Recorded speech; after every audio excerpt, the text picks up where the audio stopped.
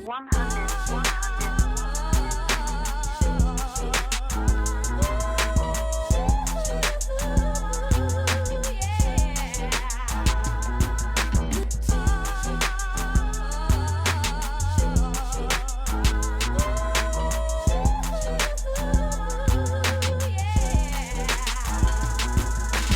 you know, New York been waiting on that. But it's only a few people that can put out something where everybody will jump behind it like that. You know what I'm saying? Man, that junk was trash. I didn't. See, I'm gonna say this. The only reason why people don't want to say that it is, the only reason why they don't want to say that it's trash is because it's Busta Rhymes. Right. That's the main reason why people don't want to say a Nas album isn't trash or anything like that, because it's Nas. Mm-hmm. But at the end of the day, how many times did you listen to it when you played it?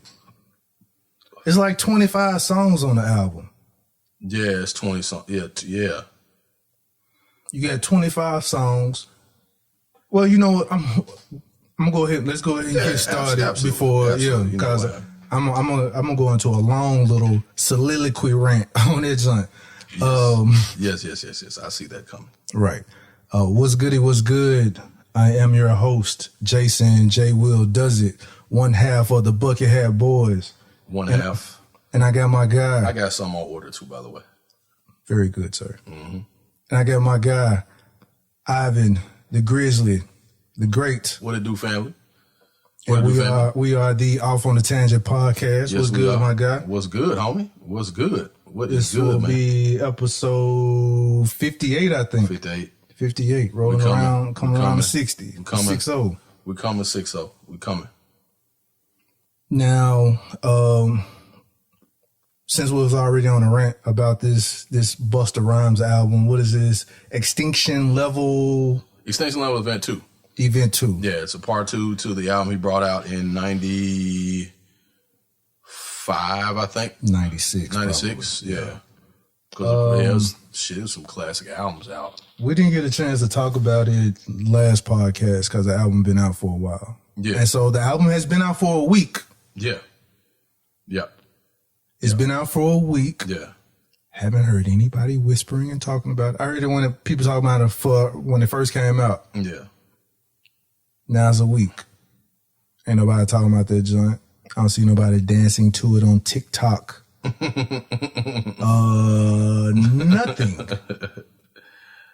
I don't know if that's fair, but you know. If it's a popular song, trust and believe. If it's a dope song on the album and it's hot and it just came out, guess where it's gonna be at? Oh, it's gonna be on TikTok. It's gonna be on TikTok. That's true. When Drake had a new album came out, one of them songs that they found was hot is streaming on TikTok and niggas was dancing to it. So that's one. Two, people, this is the opinion of J. Will Does It. This Busta Rhymes album is garbage can juice water. Whoa. And you heard it from me. Damn. That's some cold shit. And I'm a Busta Rhymes fan.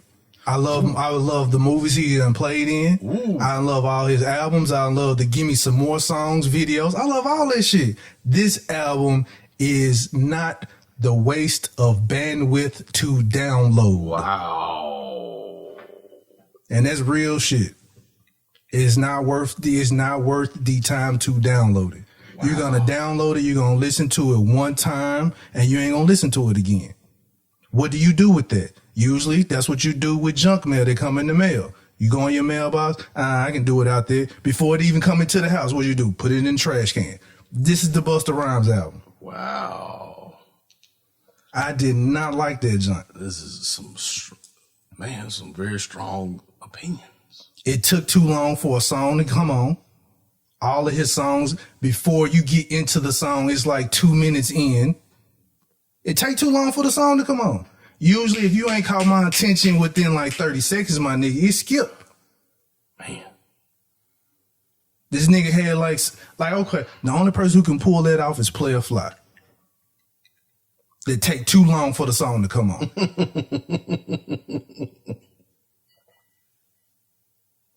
It could be like, we getting it on, the song ain't even came on, but you still listening to the beat or whatever shit talking that he doing in the beginning of the song. It took too long for the song for you to get into the song. That's you. I wasn't expecting for you to dog him out like that. I said, well, you ain't dogging him. That's just your opinion. I wasn't expecting for that. I thought, you know, I'm getting tired of people rah-rahing half-ass shit. That album, dude, I waited 20 years for this shit. Well, that's the thing for me. Because this is like waiting for a Detox album. Although it's dope, it's still not as dope as you thought it was gonna be. Yeah, okay. Now you made a great point. That's why Dre ain't never dropping a Detox album. That's why Dre's not gonna drop Detox. For one, Busta Rhymes could have kept this bullshit. Hey, let me say this. Okay, you know what I think? What I think is, when rappers in particular, or artists, anybody, they could, you know, be singers or whatever. He wanted to still be relevant, so he's like, let me go ahead and drop this out. Let me drop, yeah. And no, sir. So let's go back to the T.I. challenge, right? He challenged T.I. That was all calculated. It was. It was all calculated. So he challenged Tip to hype the album up. Tip's album had just come out, right? There were probably some people that knew Busta was finna drop one. I was not one of those people. I didn't know he was finna drop an album. Nope. You know what I'm saying? So he called out Tip. A week later, he's dropping an album. Tell me he gonna spank somebody. Nigga, if you finna spank, if we did 20 albums. And versus T.I.'s album, Libra would murder. It was completely slaughter his album. like Big Sean's album would slaughter Busta Rhymes' album. Like, for real. Like, and I got something else to talk about. The whole up top, down south shit. Yeah, because they trying to do that shit with Outkast and A Tribe Called Quest. Outkast. Yeah, but hold up, and we can dig into that in a minute. But that one, I understand where Swiss is coming from. Even I understand where Andre is coming from too, and Q-Tip. The catalog not big enough. It's not. But this one, I think more now, like the group wise, they're just doing it for hip hop. Like, it's really just for hip hop. You know what I'm saying? Yeah. It's not even now the T.I. versus Jeezy. That's more of a challenge. Like, that's more of a hit for hit type of thing. I think right off the bat, people know Outkast. There's no other rap duo group that has more hit songs than Outkast. Period. That's why I was telling you about that Wu-Tang shit. Yeah. Wu-Tang can't be good. It won't be able to beat the whole Dungeon family. Yeah. No. And Wu-Tang's got hits. Don't get me wrong. They got classic music. But hit wise, they don't have a hit. Like, and you have to be a fan of Wu-Tang to know the song, like the songs that Wu-Tang plays. It's kind of like with DMX and Snoop, right? Mm-hmm. That was a great versus, in my opinion, but you had to be like, even Snoop says, nigga, I'm a DMX fan, so Snoop was rapping DMX's songs, right? Mm-hmm. But you had to, some of those songs, you had to be a DMX fan to actually know the song and rap it, right? Right. A lot of the Snoop songs, you ain't have to be a Snoop fan to know that's No Beautiful, because you heard that shit. Right. You ain't have to be a Snoop fan really to know Gin and Juice. Right. You know what I'm saying? Because you heard that shit whether on a commercial or you heard it at a park, whatever. So I in a movie, whatever. Like, I get that aspect of it. And then it was still for hip hop. It was fun. It was a lot of fun watching them go back and forth and talk about how they came up with the concept of the song and stuff like that. But back to the Busta album, I'm with you. Like, garbage can juice. I wasn't impressed. The album did not, it did not give me what I was expecting from Busta after a quote unquote 20-year hiatus as far as a singular project. Like, he's been on other stuff. He's rapped with other people, which, Busta is that dude, right? But I wasn't, like, I listened to it and I was like, man, okay. And I think I listened to it 3 times. And the first time I listened to it, right, the first listen is always, okay, everything's new, right? The second listen is like, it's still kind of new, but you start to pick out like songs that you like, right? You know what I'm saying? Mm-hmm. And then the Chris Rock thing, that was cool. That's You know, that's kind of what Chris Rock does. He's done it on Rose's Rose before. He's done it on other albums, so that was cool. What I was, and I'm gonna tell you something about that too. Okay, what I was disappointed with though was him challenging Tip the way he did, but that album didn't satisfy my need, or it didn't satisfy what I was need, right it just didn't do it for me, especially from the perspective of like a Bus. Like, and even production wasn't terrible, but I would have liked to have seen some, and I could be wrong, Timbaland may be on the album, Neptune's may be on there, I don't know, I haven't looked at credits, but it would have been like to me, an album like that, like he's got features and stuff on it, but this album should have been more like a homecoming type of thing where he did stuff with other, you know, where he possibly could have done some stuff with like a Tribe Called Quest, you know what I'm saying? Rest in peace, Five Dog, whatever, or brought the whole Leaders of the New School back, you know what I'm saying? Or, you know what I'm saying? Or whatever. And he tried to do that on one of them songs, with their rah-rah rapping voice. Yeah. But them days is over with for Bus. Like, you know, you got to be a Bus fan to even like know that old Busta Rhymes, you know what I'm saying? Because he's got several, like, couple of different styles, but for 20-something years, it didn't, like you said, when you made a prime example, a perfect example. There's only a few people who can, but here's the thing, though. You can't go 10, 15 years without putting out music and think, like, it's just going to be cool, unless you D'Angelo or somebody. You know what I'm saying? You can if you are still following the time. Right. He is not following the time. It sounds like an album that should have come out 3 years after the first ELE. You know what I'm saying? That's just like with cause like, okay, like T.I., he's able to still do it because his kids keep him aware. Right. So if you're staying aware of what's popping and you rapping accordingly, because even I put like this, it's not even really about just the music either. If you notice, rhyme schemes are changing. They have. So and a lot of it is attributed to the South too. Rhyme schemes are changing because it's almost like right now, good rappers, their rap schemes are changing like how the times are. The times right now is like ADHD. Yeah. So you can see somebody rapping, he could be like, and then within that same beat, and he slows, he'll slow it down, and then he'll change it up again. And you be like, damn, it's changing with the time. Mm-hmm. Busta Rhymes is finna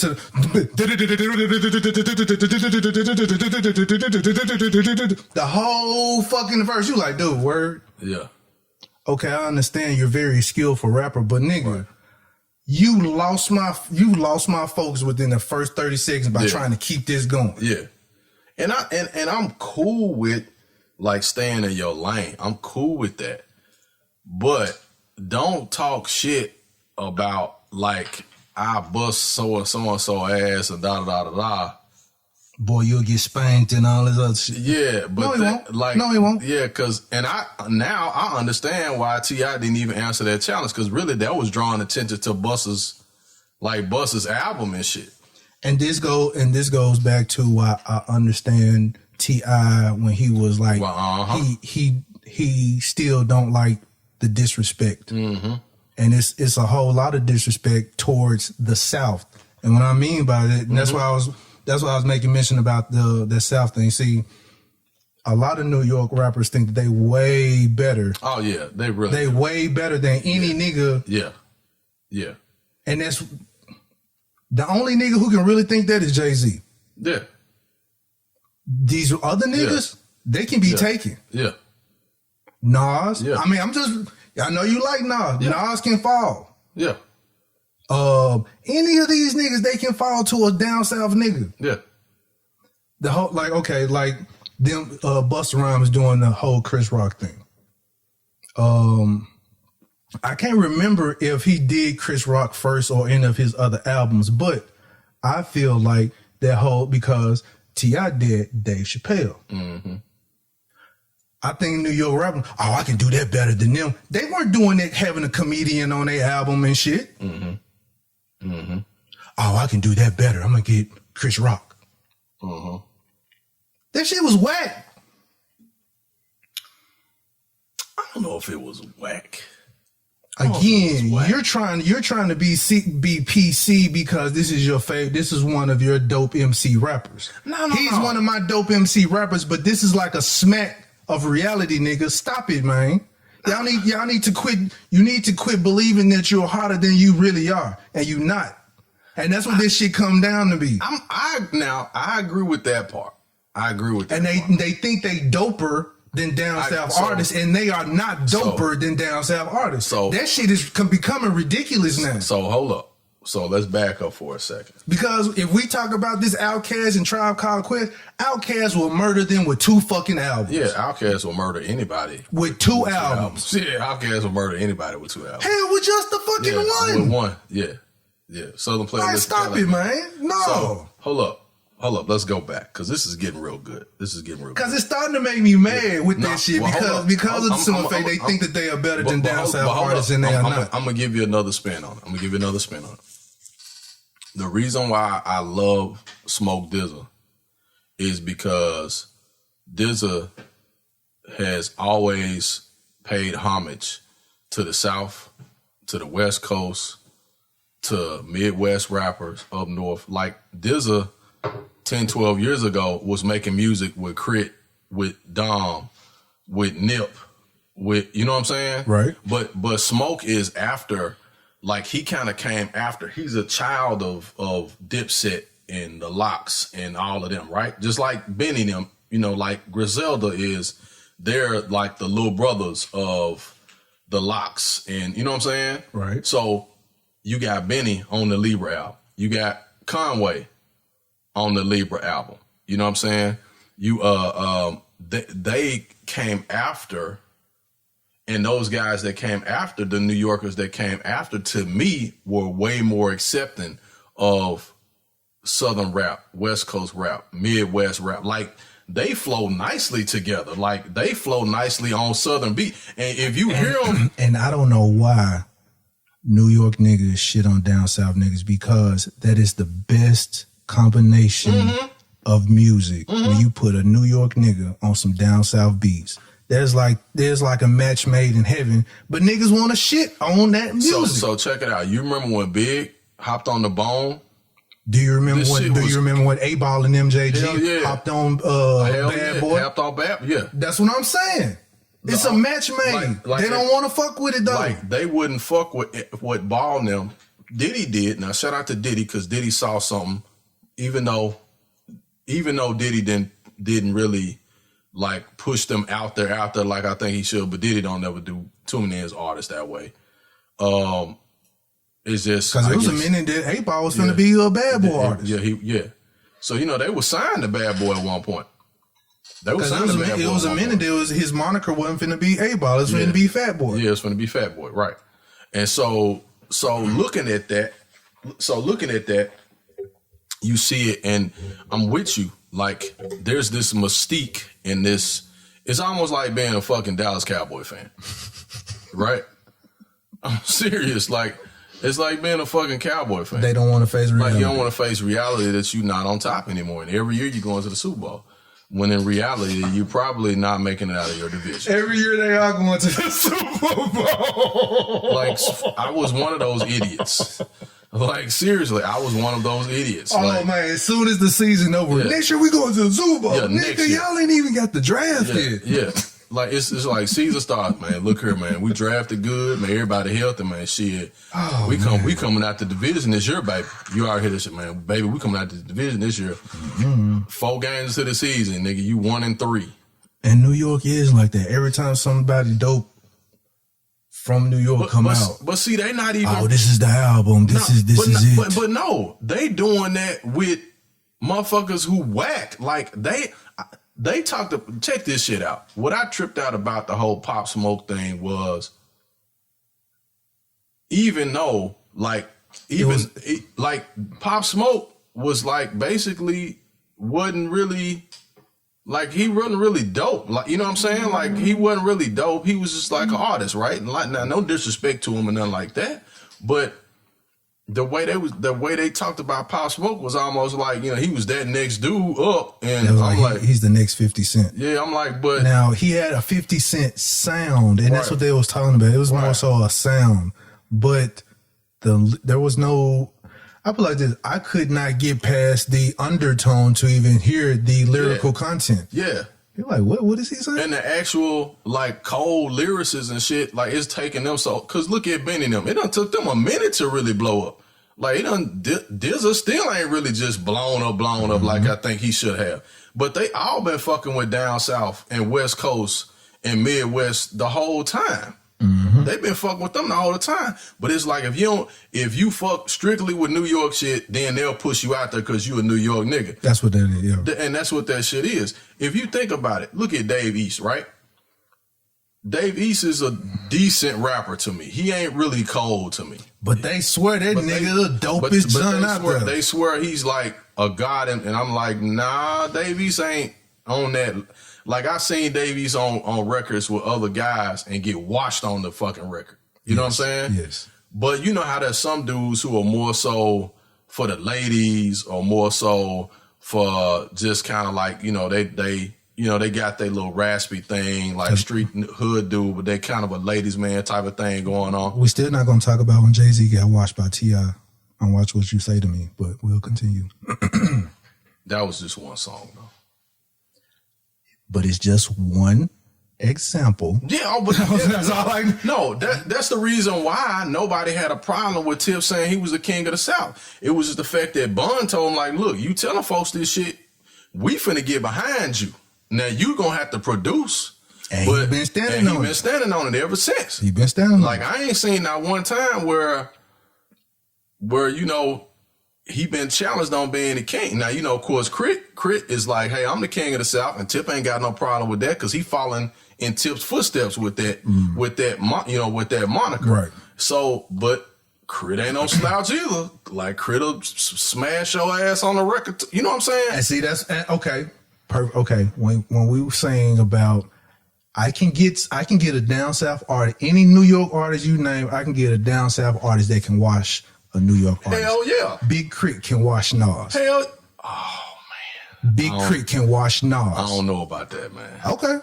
I don't know about that. He is Mississippi. He is down south Mississippi Nas. I don't know about washing. Okay. I ain't gonna say wash. It's gonna be a bout. I'm gonna say it will be a bout. I would say. And this because this is what I'm saying. New York think that they are so high above everybody else that none of your vernacular can outshine theirs. Nigga, get the fuck out. This is the reason why down south is better, because of the simple fact they know that, hey, I gotta do everything. My blaze is sharp. Right. Because of that shit up there. Right. Because y'all wouldn't let us in the door. Exactly. So we had to develop this shit on our own, and then now we ain't letting you in. Now we not letting your ass in. And you know what? And now you trying to take a sound that's not you, and you sound like garbage doing. So the whole New York. So I'm gonna tell you who was doing it. 50 started doing it first. What's that? Well, he remember on the first album, he was like, man, them down south boys, like, we feeling your man and all that old shit. He started trying to sound like he was from down south and shit. You know what I'm saying? Now, the West Coast folks, they already kind of had that little southern twang to them a little bit, just because, hell, you know, you got Texas and you got. But see, the West Coast embraced the South. Yeah, the West Coast, they embraced the South. They had no problem making music with the South. Because New York had a problem with making music with anybody else. Because guess what? They wouldn't even play. They weren't even playing. I remember watching the documentary. If I'm not mistaken, they weren't even playing NWA shit in New York. No. And they was playing it everywhere else. Like, they weren't even playing DOC shit in New York. DOC is from the South. DOC is from Texas. And DOC at the fucking time, in all honesty, if DOC doesn't have that throat, that accident, DOC is top 5, dead or fucking alive. There was nobody colder than that dude at that time. He had the voice. He had the rap style. He had all that shit. He had the whole package. He had the gift. And he could write. And he could fucking write. So, yeah. You know what I'm saying? Like, the shit was ridiculous. Like, DOC was a god MC. Like, right off the bat. It wasn't no, like, oh, it took him a couple years to, like, DOC was a god MC right off. Like, that first album, he killed every fucking track. You know what I'm saying? And so, like you said, it's like this mystique that New York and the East Coast is still. Nigga, J. Cole went to New York and watched New York niggas. And he from the fucking South. And that's what I'm saying. It's like everybody put this high regard on any. The only high regarded artist in New York should have is Jay-Z. That's it. You know what though? No, I won't say that. I know what you're talking about, even commercially. A lot of the underground New York rappers, New York didn't show them the proper respect. Now the underground New York show down south love all the time. I was finna say. Cause that's where Nicki Minaj came from. Exactly. That's like Kweli and them had songs with Bun B and Pimp C, Young M.A., shit like that. Hell yeah. You know what I'm saying? A lot of those underground New York artists, they always fuck with the South and fuck with the Midwest. It's the niggas that was like out in the front, was like basically thought they were better than everybody. But then when your music is exposed to the rest of the world and everybody like, this shit is okay, but it ain't popping like y'all niggas say up there. The game changed a lot. But they was able to ride the coattails off of being the mecca of hip hop music, coming from the Bronx, all of the old schoolers. You know what I'm saying? Right. Like, they was able to ride the wave of that, but they didn't realize, like, this shit gonna change. Like, hip-hop is an ever-evolving art, you know what I'm saying, in the culture. Like, it's always gonna evolve wherever it goes, you know what I'm saying? So, right. I mean, hell, shit, Jay went and got Timberland. Jay went and got it for, like, some of Jay's best songs is by niggas that ain't from New York. Yes. Produced by niggas that ain't from New York. You know what I'm saying? And in all honesty, I think I've been a fan of this nigga since I've been young. But a lot of people gonna hate when I say this too. The only dope producer out of New York is Alchemist. That's a deep statement. Is Alchemist. I don't care when people talk about DJ Premier, all this shit. He can't make no beats like Alchemist. Premier got some cold shit though, man. Premier is a scratcher. He's a DJ. He's a scratching DJ that knows how to play. And see, I don't want to break him down like that because I do respect the music that he made. Hell yeah. But no, he's not a producer. Well, you know what's interesting that I found out was a lot of those guys. And I might have to backpedal that Alchemist because I can't think of all the other New York artists. New York producers. Is Just Blaze from New York? I don't think he's from New York, is he? I think I'm gonna have to look that up.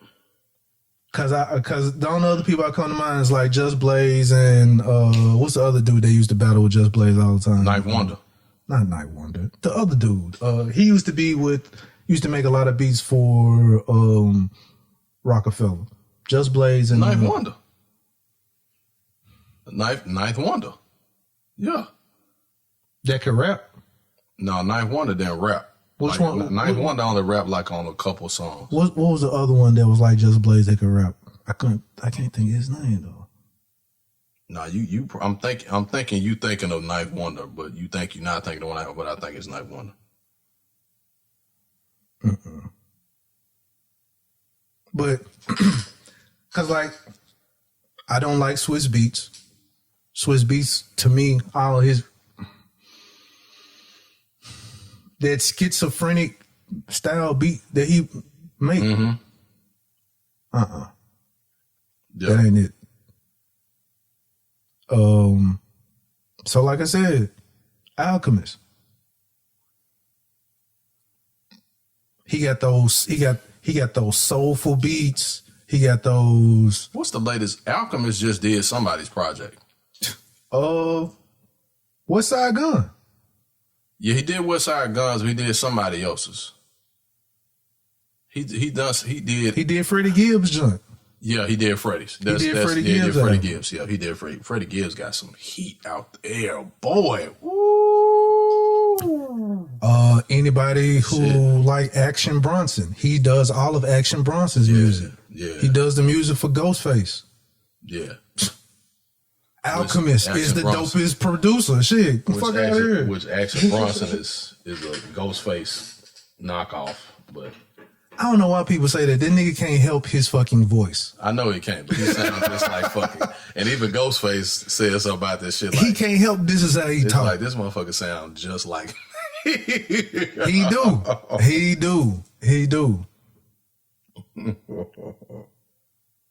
Be on some off the wall shit, but dope rapper. But like I said, you cannot tell me anybody who could outproduce Alchemist right now. And that's, I mean, everybody right. Oh, this nigga. I would have to. I disagree. From New York? No, not from New York. No. I'm talking about New York. Oh, New York. Okay. And see, I was about to say, Hit Boy has got way more. He's got a lot of fucking hit songs and hit albums out like right now. But see, this is what I'm getting at as far as how New York beats on his chest all the time. Yeah. It's like, yeah, you're right. We're this dope, we're that dope, and you only got one. Yeah, really. It's like playing spades and you got one in the possible, my nigga, and you bluffing on the others. Because okay, so let's go back. Let's go back in time. So the first album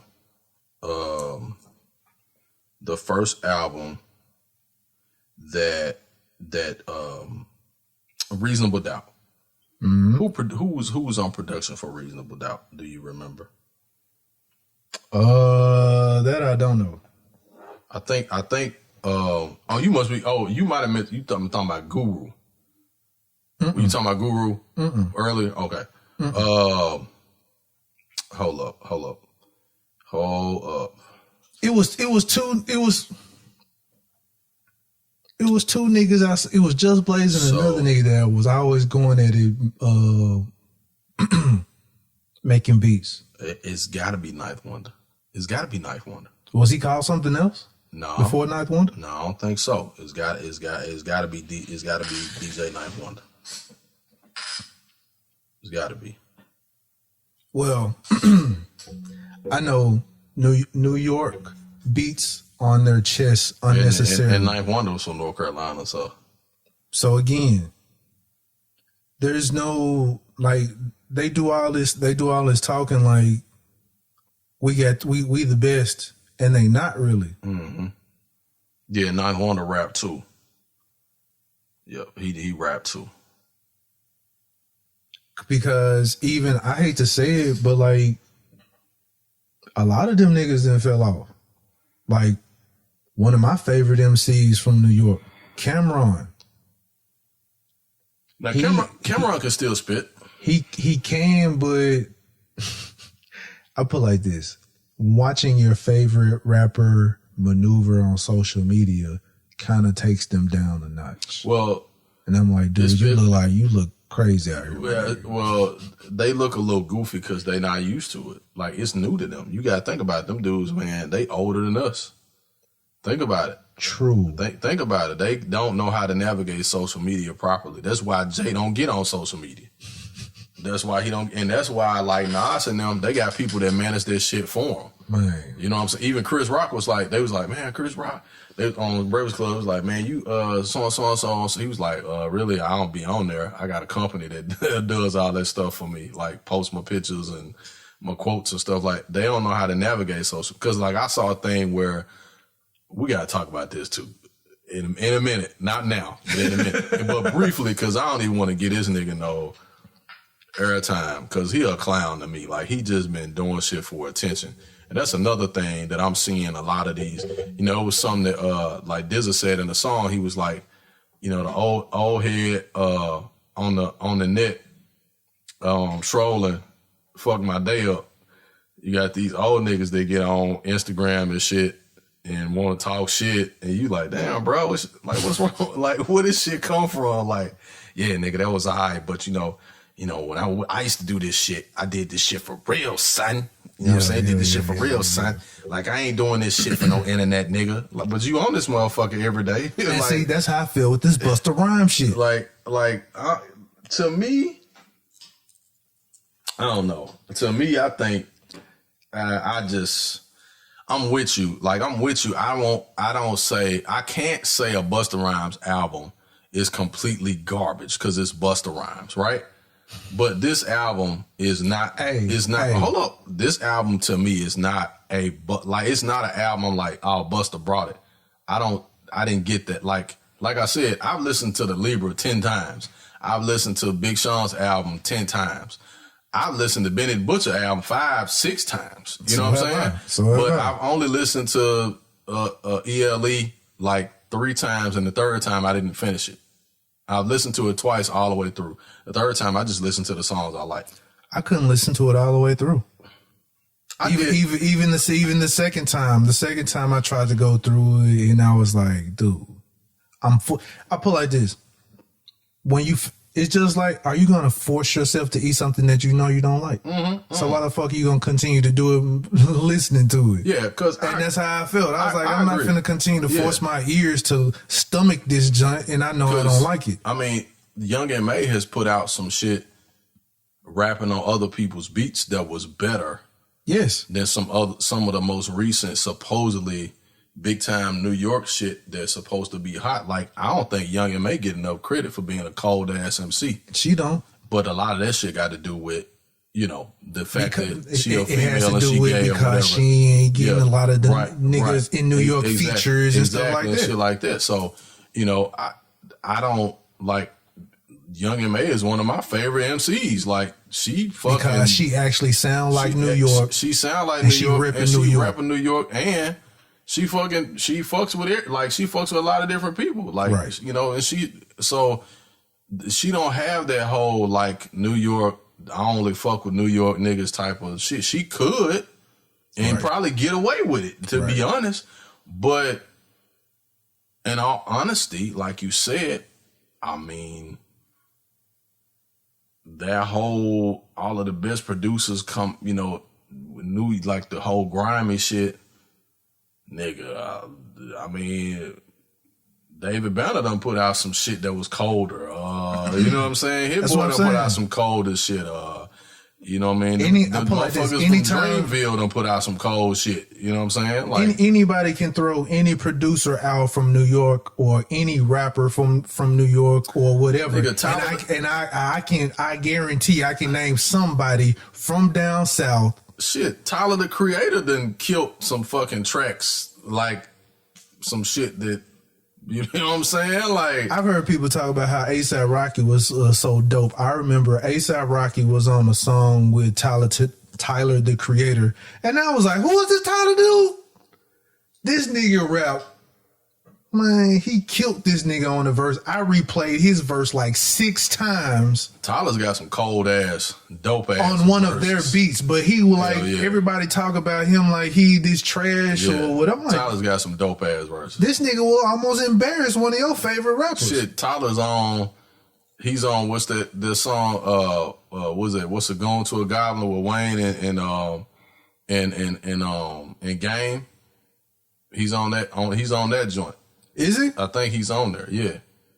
Cause there's a part where like Game is like, fuck you, Tyler, on there, some shit. Like, cause he say some off the, you know, he love to say that off the wall crazy ass shit.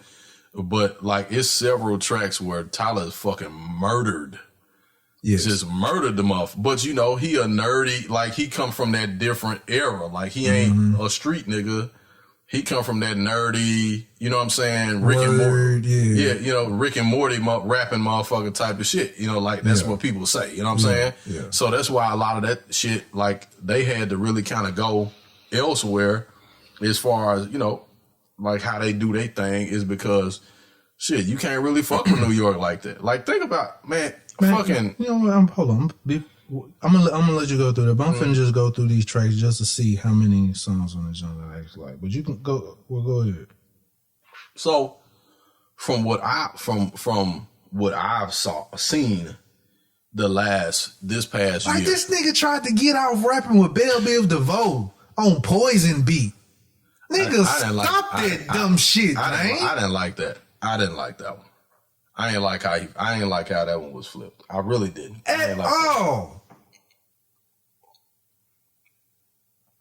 Did you attempt to make this beat, nigga? Yeah, I don't know. But you know, after niggas rap for so long, they think they can make beats too. So man, that was trash. Yeah, my apologies, sir, for interrupting you. But continue. As soon as that junk came up, I saw Belle Biv DeVoe. I was like, trash. It's all good. I didn't like that Poison. Garbage. I didn't like that. There is. I was looking for it. I think I lost it. The only song that was bumping is the junk that he had with Ross. Hold on. I'm finna pull up the track listing real quick because it's a couple of them. It's like only like 3 songs I really liked on this album. The one with obviously the one with Ross is right. Like it's just stupid. Like that is crazy. And the John Anderson Pop.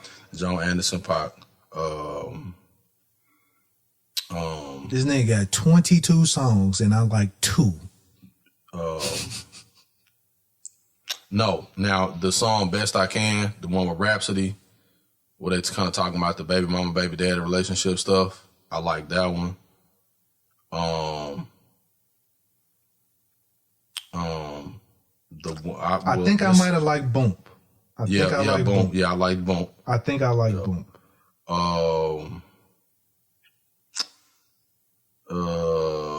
That name stands out, so that's the only reason why I think I like Bump. But yeah, the one with it's really not even a song. I guess it's not a song, but the one he's that the minister speaking on, I kind of like that one. But it's only like 4 tracks out of that 20 that I really like I listen to them. And see, all right, so real talk, that jump with Farrakhan that he got, yeah, that should not be in the middle of the fucking songs. Yeah, it should have been at the beginning. That should have been the intro, or the outro. Yeah, not in the middle. That jump should have been the intro. Yeah, and then he should have followed that jump up with Chris Rock. Yeah, and then the music. Yeah. I'm like, dude, what are you doing? Why is this in here? So I'm thinking music is finna come in, like he finna start rapping. Yeah, like it never happens. Like he finna start rapping. I was like, what the fuck, man? Yeah. But I'm finna go ahead and go to the next song. Yeah, it kind of threw me out too because I can't ride to this shit. I'm trying to ride to this shit. I was like, you want to have some stuff to ride to, and all of a sudden you got Farrakhan in here, like, damn, man, I got to be at the house or some shit. Man, well, I got to get my mind together. Like, you can't listen to Farrakhan and not listen to what he's saying. Like, you know what I'm saying? Like, you can't ride and be like, yeah, man, I'm finna bump this. You're like, oh shit, let me fix my shirt and shit. You know what I'm saying? Like, yeah, it was only like 4. It's only like 4 tracks that I dug on this whole project. So. That's, I think, and I won't spend too much more time on it because there's a lot more we could pull out of this. But like, I'm gonna put it like this: the intro was so long, I didn't even know that Rakim and Pete Rock is even on this joint. Yeah. That must be later on within the song. Yeah, you see what I'm saying? Yeah, and on this album he sampled other people's stuff too. If you pay attention to it, he sampled a lot of other people's stuff. People, if you trust my opinions, so all I'm gonna say is, man, don't even waste your time. No, let them listen to it. Be objective, like in that aspect. I put like this. Do not try to listen to it while you ride in your car. Start cleaning up the house and have it on play. Yeah, this is a clean up the house album. But It's not even a cleanup album because trust and believe you're gonna be cleaning up and like, man, where's my remote control at? So you can skip to the next song. I'm telling you. I would have to agree with that, sir. I do. I would have to agree. I will say Burden of Proof got played 20 times. Yeah. In comparison to yeah, Burden of Proof is a great album. It's a great fucking album. Great album. I was in the car listening to the album with a young lady, with a young lady friend of age, because I'm saying young lady friend make it sound like young. No, man, you said young lady. Like, okay, we gotcha. Yeah, you got to but that shit. She was like, "What is this? Yeah. Oh yeah, this is nice. I like this from start, like from right off the bat, right? Like so, yeah. If you have a woman you ride in the car with, and she like, "Hey, I like this. What is this again?" And she trying to Shazam it. It's good shit. Okay. Then guess what? Play the Busta Rhymes John riding through. Nah. Why are you playing this? I was like, oh, she dry now. This man just ruined his night. Oh man, I ain't getting no ass now. So, fuck you, Busta. I'm just tripping, man. No bussing. No bussing. Oh man. But yeah, this is, man, extinction level extinct is what it should be. Extinct. Damn. Well, I'm disappointed, man. I'm disappointed. So, man. Real quick before we move on, what do you rate the album out of 10? What do you give it? A -1. What is you talking about, that's nigga? Fucked up. That's real. You know what? No, that would be disrespectful to Rick Ross for the song that I do like and whatever the other junk was. So I would say a 1. Damn. All right then. Shit. Well, okay. Ah, well. Shit. Can't even say a 3.5 because even 3.5 is 5. Well. All right. So while we're talking about music, it's not people. It is not even a 3.5. Yeah. Just hey man, it's Busta Rhymes. He put out an album, put out music for the people that are, that like it. Hey, it's good. It's not even Reggie that smoke good. Yeah. It's fucked up. It is not even Reggie that smokes good. Well, I tried. So, all right. So, have you been keeping up with Faison Love? No. Well, you mean as of recently? Yeah. No. Okay. I quit because this nigga has been just going out of control, man. He's been out of control since like last year. Yeah, he's been out of control for a minute. Like, he's been saying some off the wall ass shit. Like, I'm starting to think dude is either he's trolling for likes or he's either like, maybe having some onsets of dementia or something.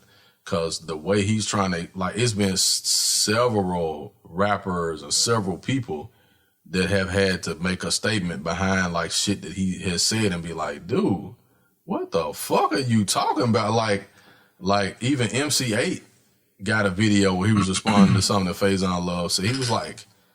He said, I've been knowing Faison a long time. And he said, I heard some shit that he said, and this would trip me out. But see, this how I knew Faison was on some fake, on some fake shit. The last time I saw something Faison Love talking about some shit, he was talking about, I can't remember something, but either it was like Jim Jones or Cameron or something. So Cameron started posting all these gay positions that he's been found in or whatever. Yeah. He was like, come on, boy.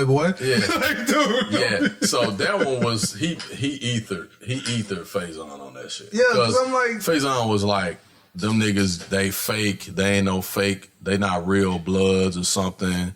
And he said Dave East wasn't no real Crip or something like that. Talking about Dave, like, has been rocking both sides at some point in time and shit like that. They said that about Lil Wayne back in the day or whatever.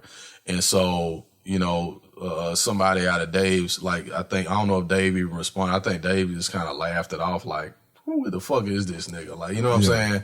And then, but MC8 though, which, MC8 the OG, right? MC8 was like, hey man, I want to clarify some shit, cause nigga, you can't be out here telling folks I'm no motherfucking snitch, nigga. I got history. Like, we can't let this shit, like, I can't walk away from this shit and just be cool with it. Right. And so there's a video where MC8 is like, he's telling the story behind what happened with him and one of his homeboys back in the day. And he was like, basically, Faison Love just got out here recently and was like, call me a snitch from like 25 years ago. He was like, first of all, nigga, you bringing up some shit from like 94, 95. And he was like, then you DM me and was like, bro, mad respect and blah, blah, blah, like OG this and brother that. And he was like, nigga, then like a few days later, you hop on somebody else's show and start calling me a snitch. And he was like, who the fuck do some shit like that? He was like, what this nigga on? So when he said this shit about Cameron though, and Cameron was like, bruh, you don't want to do that. Like, you need to leave that alone. But then though, now you said something about Jay. And I heard this about Jay from a Memphis nigga, and I'm gonna tell you the story in a minute. He was like, Jay messing with informants and shit like that? No. He said that Jay never really sold dope. He said Jay never really sold. Jay ain't never been no real street nigga like that. He ain't really sold no dope and blah, blah, blah, blah, blah. I had a Memphis nigga. I ain't gonna say who it is. This nigga I know. That was like, nigga, I done met fucking Jay-Z before. And he was like, that nigga ain't making up his stories. That shit he saying, he did that shit. Like he ain't, he ain't no fucking Pablo Escobar. Right. But Jay was in the streets, nigga. That ain't no shit. Like, that shit verified with faces, like, niggas know him from down here. Right. That he came to Memphis back in the day. You know what I'm saying? If you remember, he was finna put that black book out. He did the promo for it. And then he never did put the black book out though. But see, I'm put like this. In stories like that, it's different viewpoints on that. Right. Niggas respect corner boys instead of niggas who move in weight. Right.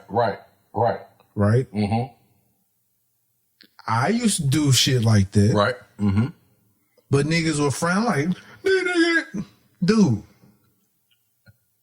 You get paid more and work less. Yeah. You dig what I'm saying? Right, exactly. And half of the money that you're making on the corner, you giving it right back because you're getting out of jail and shit. Hell yeah, because you on the front lines. Right.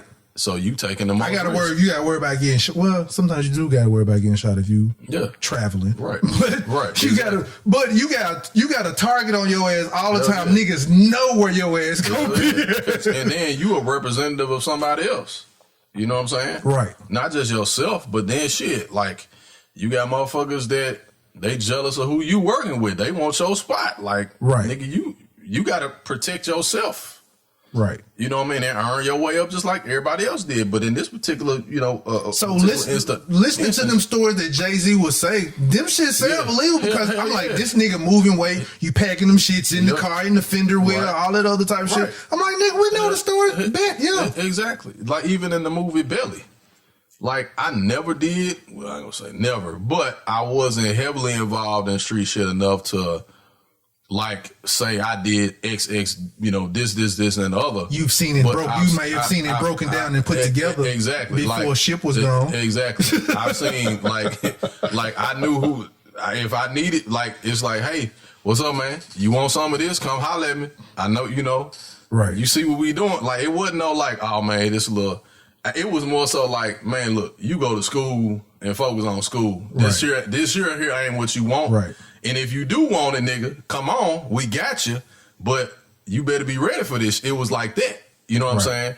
But hearing Faison talk about people, when he said that about Jay, Cameron, Jim Jones, and them, and they done beefed. Right.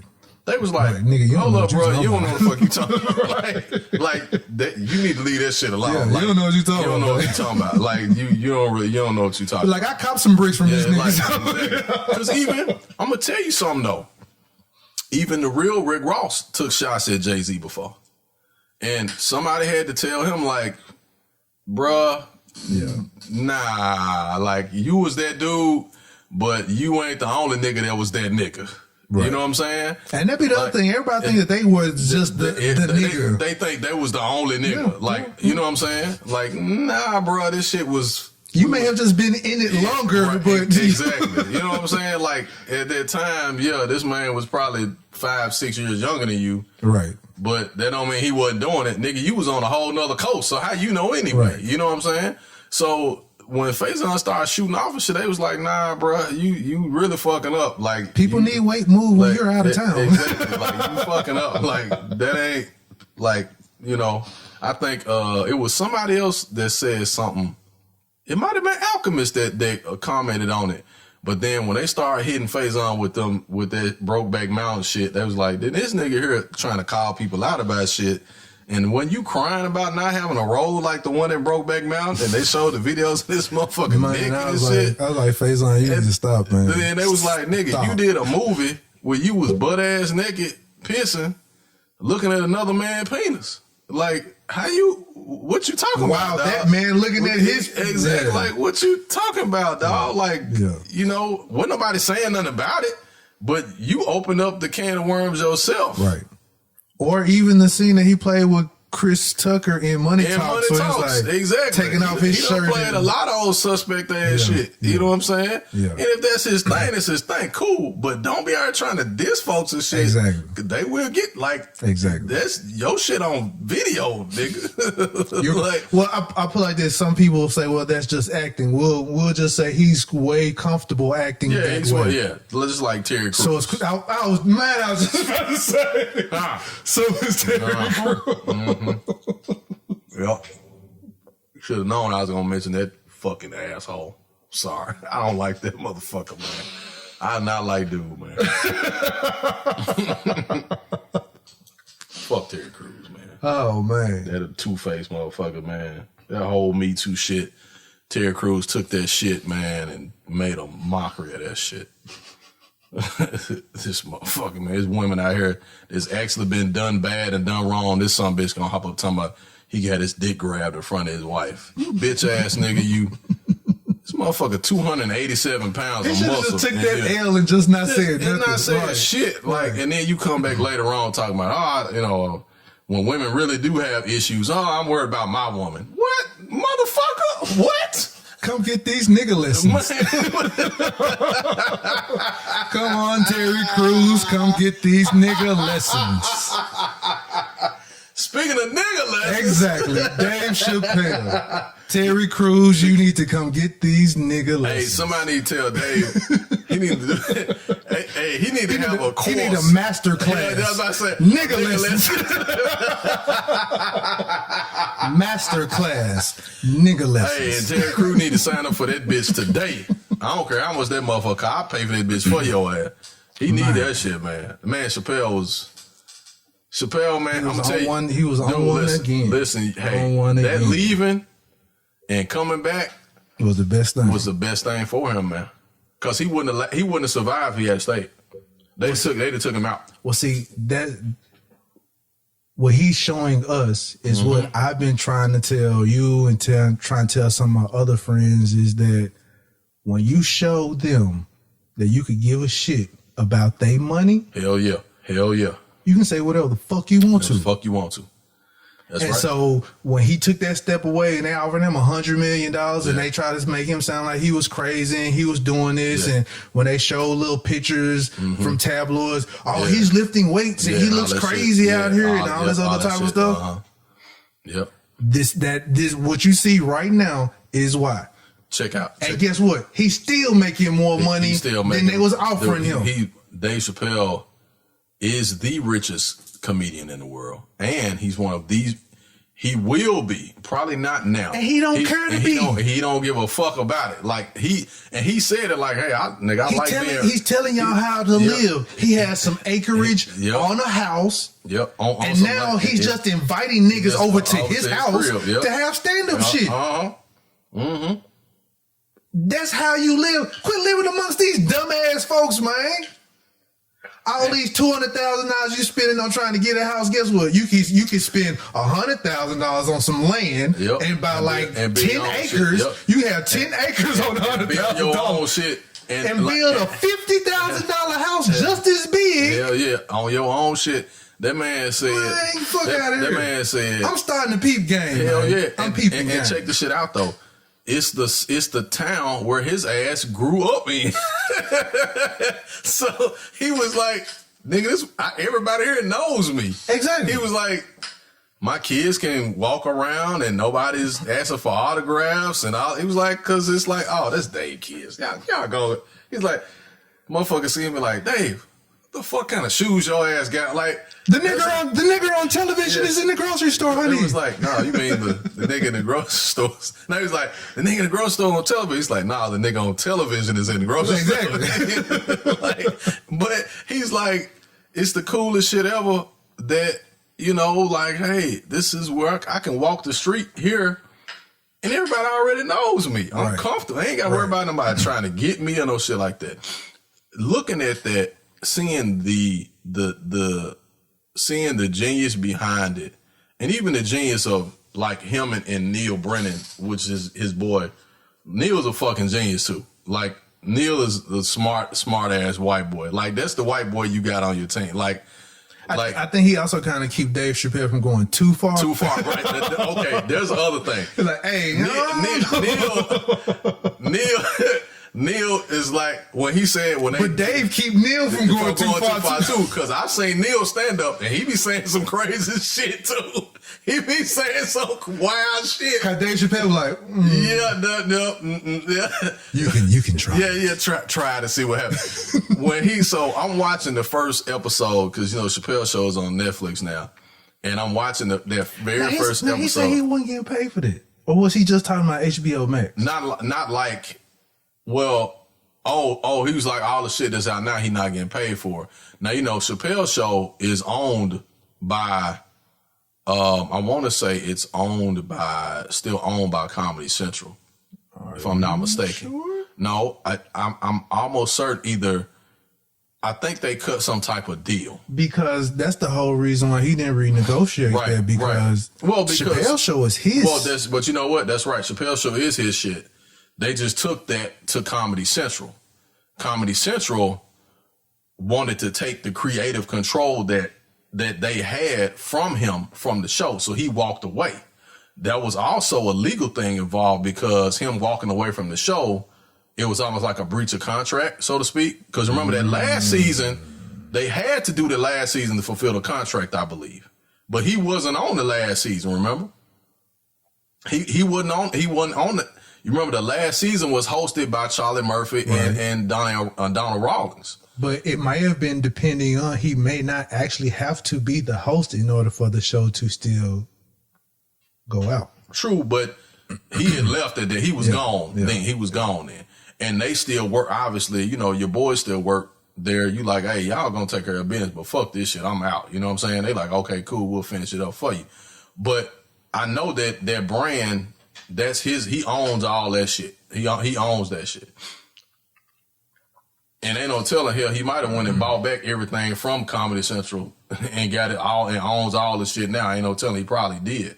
Cause Netflix done gave his ass the key, like, and everybody else done gave him like that motherfucker got $50,000 for doing a show in Detroit. Now, another thing I'm gonna say about Chappelle, which I find that any great storyteller, whether you're a comedian, whether you do audio books, whether you're an orator anyway, you can tell the same story 3-4 different ways. On Big Sean's album, on the stand-up, the one that he does, the very first one at the Palladium in LA. And he was like, he bombed at Detroit. He was like, he bombed the show at Detroit, and they was like, And they was like, he was like, in the middle of the show, the lady hopped up and was like, fuck you, Dave Chappelle. And he was like, oh, what? And so he was like, good people of Detroit, I just want to let y'all know. He was like, we want our money back. We want our money back. He was like, good people of Detroit, I just want to stay here and let you know that you're never getting your fucking money back. And he was like, I'm like Evil Knievel, nigga. I get paid for the attempt. And so on Big Sean's album, he talks about the same experience where he smoked weed with Danny Brown, the rapper from Detroit. And he was like, man, I ain't realize what this nigga be on. I ain't know he was about that Adderall life and shit. And I took 2 puffs and nigga, he told his road manager, he was like, I'm gonna bomb tonight. He was like, but the Detroit crowd was there with me. And he was talking about how he met Big Sean's dad and all that type of stuff. And then his monologue is 2 monologues this year. His and Bill Burr's were probably 2 of the most prolific Saturday Night Live monologues ever. And then even the one that he did, because, he did the monologue 4 years ago when Trump won, right? When he was like, come get these nigga lessons, and he says this shit on SNL, I almost think Richard Pryor's ghost was somewhere in that room. But it's not like they never got nigga off before. Well, that's what I'm saying. But in 2020, right? Mm-hmm. Where sensitivity is an all-time high. Right. For this man to be like, first of all, you got Bill Burr, who's a white guy, that gets on there and says, you know what? White women, y'all are just as guilty as fucking us when it comes to dogging out black people. Like, you motherfuckers, y'all have swam in the blood money that we stole from these people. And y'all sit back like y'all ain't guilty of this shit. Like, y'all a part of this shit too. Then Dave Chappelle comes a few weeks later, says, come get these nigga lessons. That shit blew me away. I'm like, damn, I know they didn't talk about this shit. That nigga tripped me out when he was like, thank God for COVID. Oh shit. That's the only way to get these murderers' wives to sit down. Thank God for COVID. That man said, how else we gonna keep these murderers' wives in the house, man? He said, y'all realize there ain't been a mass shooting since this shit started? At all. And he ain't lying. A whole year, well, not one mass shooting. We was having mass shootings every fucking week. Dude, I saw the... Once a month. Dude, I saw the statistics on that shit, Jay. It was a mass shooting fucking twice a month. For years. These motherfuckers just walking up shooting people. Just in... Like, dude, between police killing black men and black women, pulling over to motherfucking stop with your lights out and shooting you in the car and shit, following your ass home and shooting you and shit. It was a fucking mass shooting every goddamn week. Like, go look up the statistics on that shit. And this shit is crazy. I guess they just weren't talking about it. It's on the news that much. Because after a while, people get desensitized to it, and the news can only report so much at a time, right? They can only... I know it was 1 week where it was like 7 black people got killed, and they only talked about like 2 of them. It was another week where it was like 10 black people got shot, like by police, and they only talked about like the Mike Brown. I think around the time Mike Brown, it was like 7 other people got killed that week by police. Yeah. True. You know what I'm saying? True story. So it's like, you hear this shit now, but when a comedian says it, it's funny, but the shit sure does fucking make you think. Like, damn. Like, the shit is so, like, what the fuck? You right, since COVID started, we ain't had a fucking mass shooting. And then when he talked about on his stand-up, he's like, man, y'all talking about, Trump was like talking about keeping terrorists out of the country. Nigga, the terrorists are here. Right. Like, and then the mass shooters ain't just shooting black folks, nigga, they shooting 25 white people. Right. And y'all ain't mad about this shit. Right.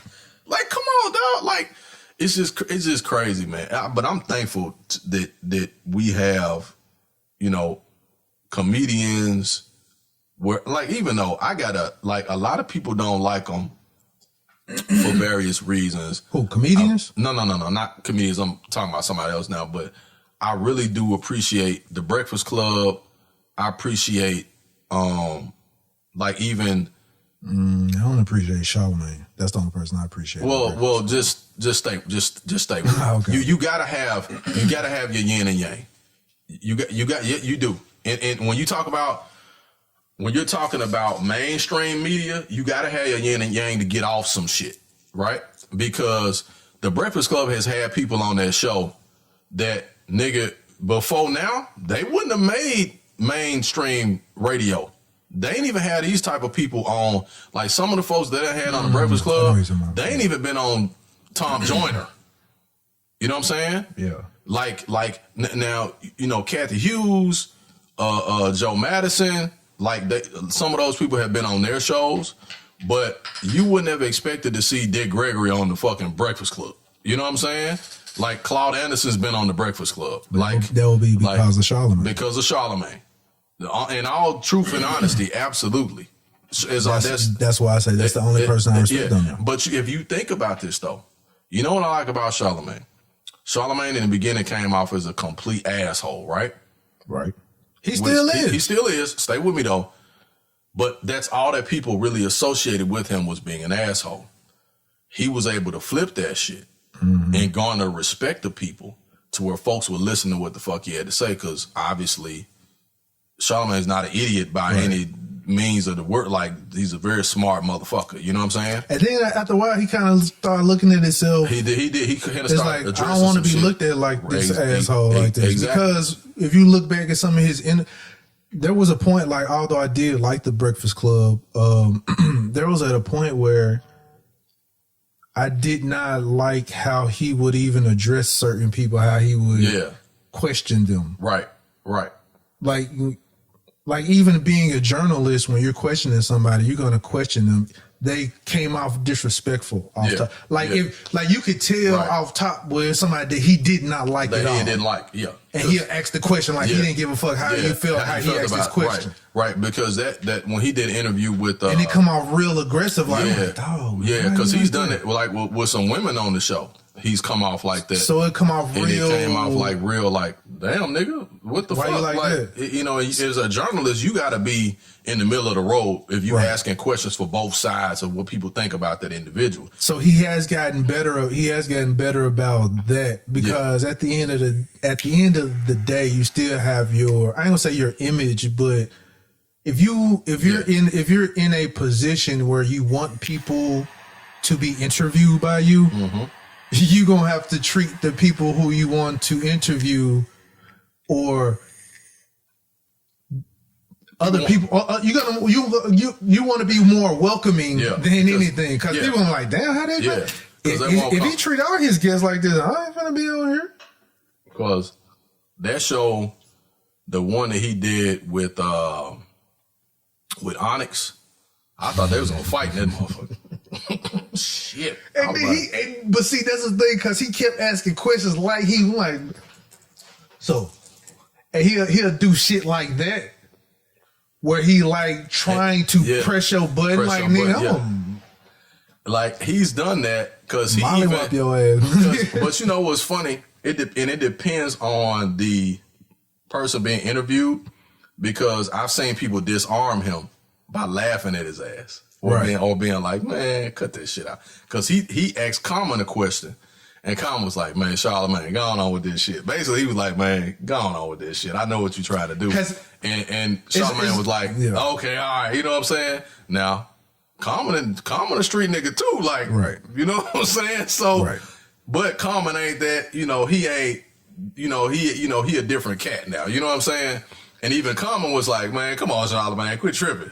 You know what I'm saying? I seen other people like, all right, man, like, I'm gonna get on your ass. And he be like, no, I'm just asking for that. He was like, nah, it's cool. But like, what's it called? Was it Sticky Fingers or what's his name? No, Freddie, Fredro Starr. Yeah. Fredro Starr was like, nigga, I'm from the street, nigga. I beat your motherfucking ass. And everybody know is a word Fredro Starr. Exactly. And so Then but Charlamagne kept pushing him. I was like, nigga. He was like, bruh, let the shit go. And like, that's when Fredro was like, yeah, all right. Yeah, he was like, when a street nigga say, yeah, all right, you best leave that shit alone. Actually, you too late. Especially when they just nodding their head like, yep. And I seen a couple other people get with him, and he be like, yeah, all right, dude. Yeah, okay. All right, it's just like a down south nigga saying bet. Yep, like, bet. Like, And start rubbing the hands. Start rubbing the hands like bet. He be like, nigga, and then when he got his ass whooped that time, when them niggas whooped his ass and he was walking and shit, and they had the phone, was like, ain't you Charlamagne? He was like, yeah, dude, fat wall. Fight on his ass. And he took off running and shit. I think they got his attention too. But on the flip side, he has brought some people on that show that they probably wouldn't have been able to speak on that level had he not brought them there. Because from Dr. Sebi, like Dr. Sebi's been on there. Some of your not so hell. A lot of the actors and actresses from shows that like people weren't even really paying attention to. Right. Like was the Lakeith Stanfield and them was on there like early. Jordan Appeal.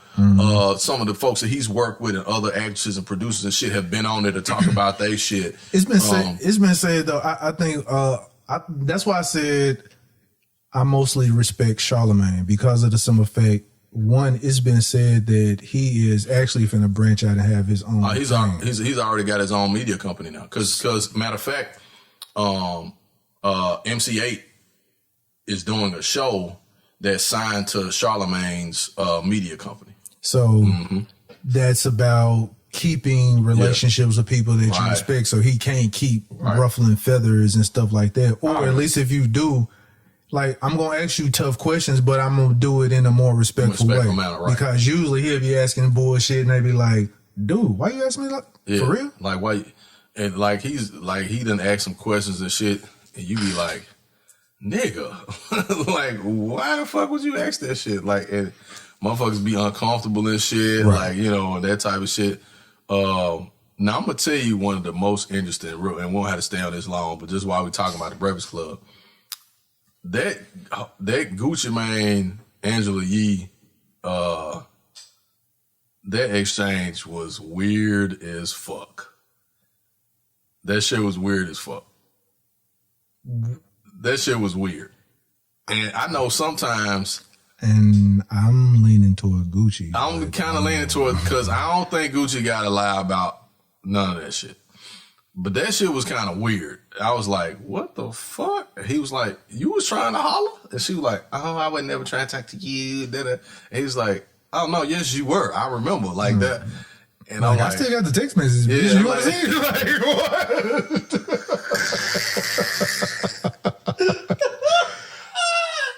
I want to say that's what he said. And he was like, for real? He was like, for real? Like, this what we on? Like, okay. And then, of course, then Charlamagne was kind of like, oh, for real? Like, oh, this was... And so I was like, oh, shit. I was like, here we go. And then even when he, you know, when he was talking about when Soulja Boy was on there, they mentioned Drake. This motherfucker got up like, hey, who? Like Drake? I remember that interview. And then when I think about it, I'm like, you know what? Drake did steal a nigga flow. He sure did. Because Soulja Boy was rapping like that first before Drake started coming out with that little flow. I'm like, damn, man. Yep. Soulja Boy was the innovator. Yep. And now Soulja Boy was the innovator of a lot of shit. That Mississippi, Mississippi, the ringtone money, all that shit. Soulja Boy was getting that shit. The ringtone money, the YouTube money. Yep. Soulja Boy was getting that shit. That nigga burnt YouTube up with now. It's hard for you to make money off of YouTube. Can't make no money on that shit because he burned that shit. He fricasseed that shit. It's like you gotta hit a certain amount of views or subscribers before you even start making money. And it's like, I think it's like 10,000. Yeah, it's an enormous number because of this nigga. Shout out to Soulja Boy. Innovative ass. Mississippi. Damn, Hell man. yeah, sure did.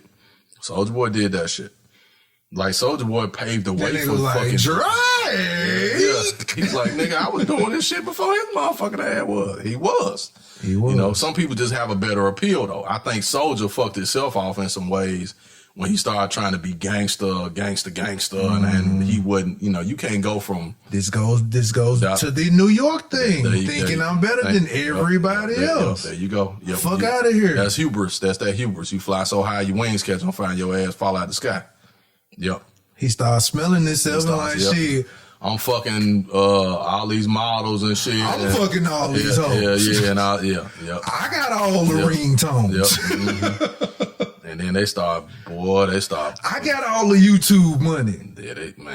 Yeah, I got the best label deal. Yeah.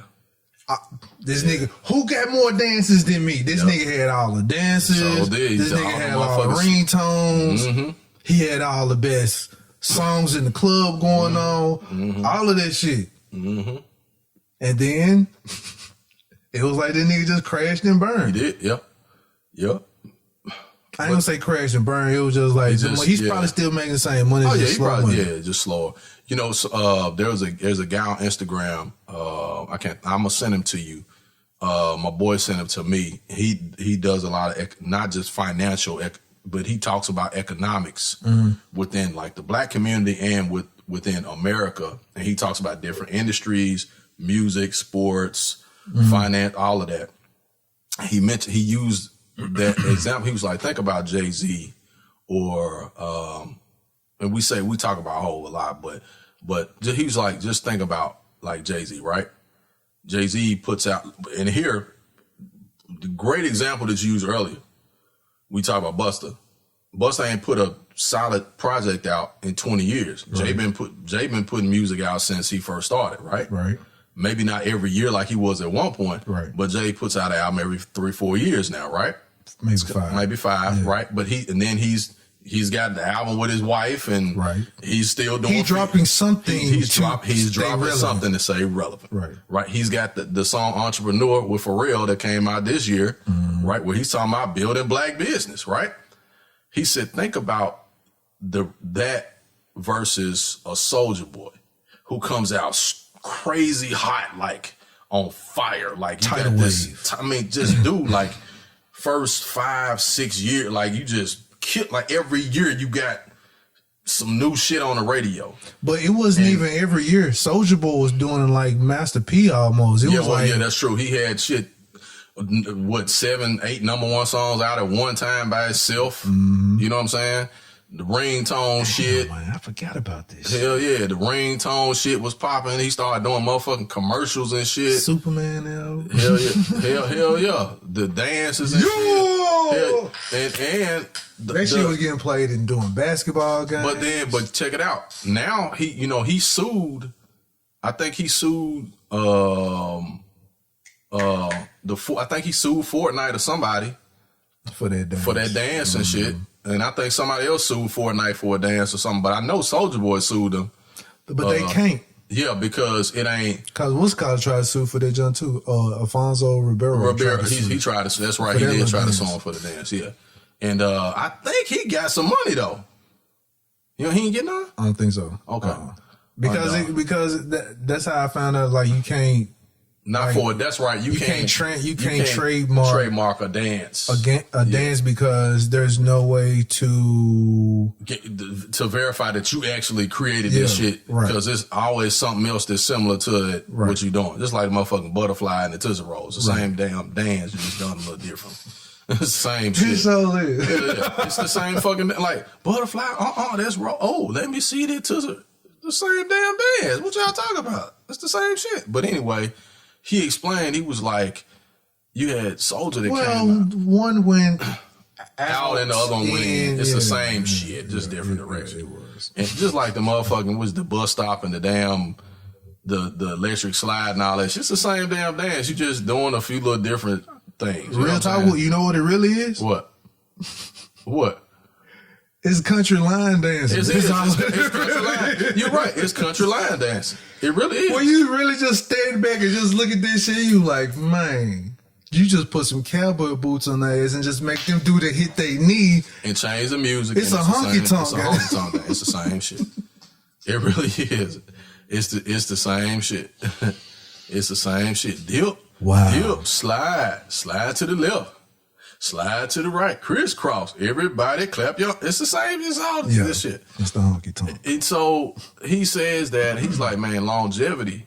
That's why the people that have been in the game the longest got the longest money, because they keep fucking working and they constantly doing stuff like you said to stay relevant. Keeping. It's like either keeping my name in your mouth or on your mind. Some form of fashion where you are aware that I've dropped something. You are aware that I am doing something, some form of fashion. Nigga. Yeah, you can just drop 2 songs in a year, and that's it. And people are aware that you still making music or something. That's why the Dr. Dre's saving grace, right, is him producing for people, other artists, for other artists, which that's been Dre since day one, right? Mm-hmm.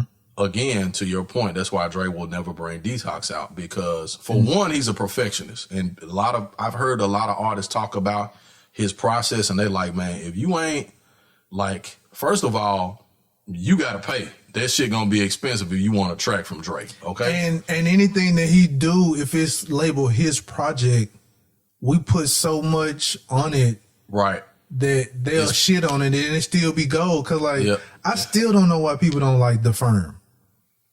Man, The Firm album is a classic album, man. That shit a classic. From beginning to end. That shit a classic. He did something with 3 artists. And I don't know why people shit on this album. He did something. It's crazy because he did something that you get a West Coast producer with New York artists, and the motherfucker did an album with Nas, AZ, and Foxy Brown, and that shit was fire. And Noriega. I was like, dude. And that shit was fire. That shit was straight fire.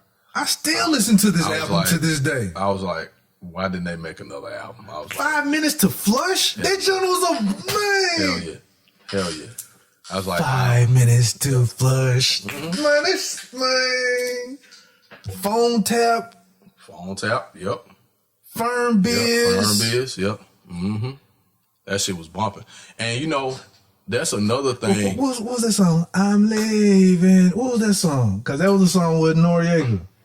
Oh, now I gotta look up the track. Man, that song was hard, man. All of them songs was hard. Hold up.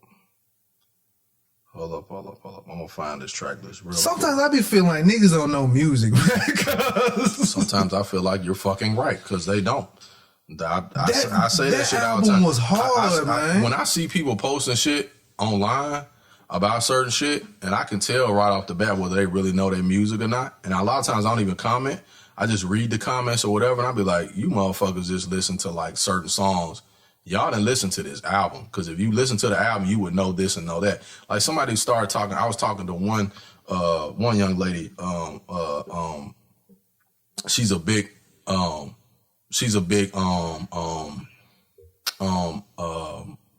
Tribe Called Quest, De La Soul, Jungle Brothers fan, right? Mm-hmm. So my conversations with her, like, I know she know what the fuck she talking about. You know what I'm saying? But I see other people post about Q-Tip and Phife Dawg and shit, and then I'll throw something in there, and they be like, oh, I ain't never heard that. Well, you ain't no fucking Tribe Called Quest fan then. Like, stop saying that shit. Just say you a fan of the radio songs. Like, don't say you a Tribe Called Quest fan if you ain't never listened to motherfucking Low End Theory. I ain't never listened to that all the way through. Low End Theory, the song or the whole album? Okay, yeah. You know what I'm saying? If you ain't never listened to Midnight Marauders and shit, like, what the fuck? Like, you know what I'm saying? I've had those, but I can't even remember nothing on either one of them. You got to go back and listen to them, man. You got excellent. Because of course, Benita Applebone. Yeah, you got to go back and listen to them shits. But yeah, you got to go back. I had a motherfucker. This is real talk, man. Yeah, the song is called "I'm Leaving." I'm leaving. I'm leaving. I had a motherfucker, man, who didn't know who Ali Shaheed Muhammad was, and he claimed to be an underground rap head. I was like, bro, just stop talking. Who is it? Nigga, the producer for Tribe Called Quest. Oh, I ain't no Tribe Called Quest fan. Well, I'm just saying, I'm not expecting for you to know that if you're not a fan. But at the same time, no, Jay, you're a music fan. You supposed to know that shit. Like, you supposed to know about this shit. Desperados. Oh, yeah, Desperado, this shit was bump. Now, I'm going to hit you something real quick, and I'm going to hop back on track. Damn, Cannabis was on that song? Hell yeah, Cannabis on that shit. Hell yeah, Cannabis on that shit. Yep, Cannabis on it. Man, this Motherfuckers don't even know Cannabis beef with fucking LL Cool J. That's why I stopped talking to people about music on Facebook, especially. Man, Foxy Brown came out with fuck somebody else. Yep. You gonna make me fuck somebody else. Foxy was on that shit, man. Foxy was on that shit. This song, Foxy was handling her own on tracks with niggas. She was holding her own on tracks and shit, like by herself. I'm gonna say this album, The Firm, had 18 songs, maybe two skits, maybe 2 skits, 3 skits, and outside of that, 11 songs was hard. Yeah. What's better than Phone Tap? Hey, man. That was some great fucking music, man.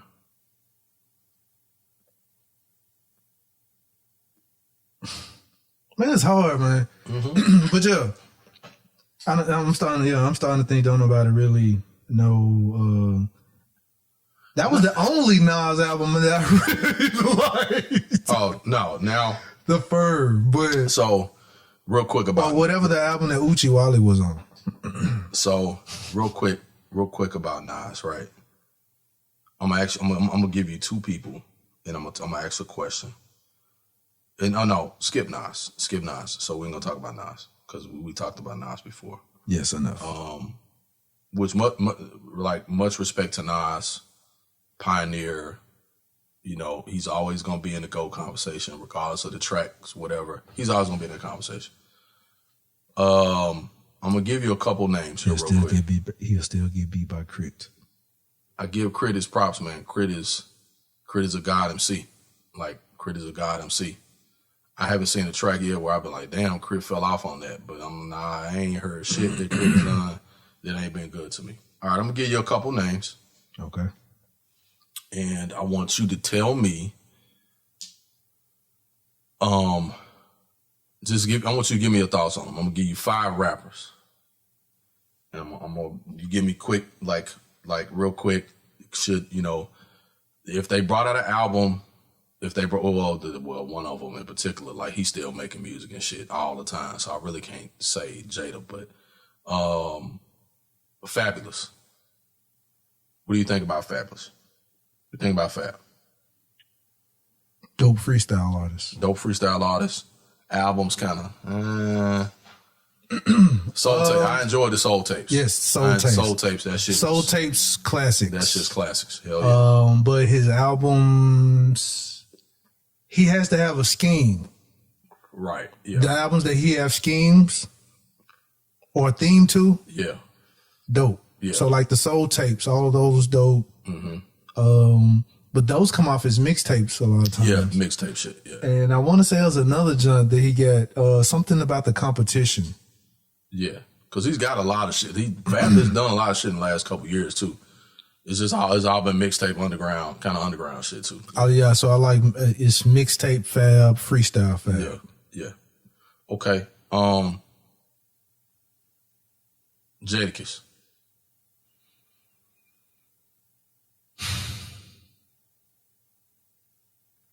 I'm a Jadakiss fan, but Jadakiss can't make complete albums. That's fair. That's fair. Which, if you understand making music, it is kind of hard to make a complete album by yourself. You got to be a bad motherfucker to pull that off. You got to have a lot of material, very creative to have something to write. You got to be a bad motherfucker to do that shit. Right. Yeah, you got to be a bad motherfucker, yeah. For somebody to listen to an entire album of just you on it, right? Maybe with a feature or two. Because a lot of times, a lot of musicians feed off other people, or your creativity feeds off other people's vibes. That's why I don't have a problem with, T.I.'s features on his songs, right?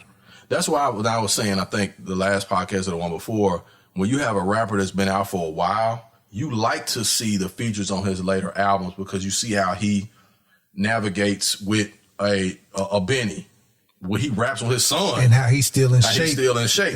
There you go. Like when Hove was bringing Drake along, when he was bringing J.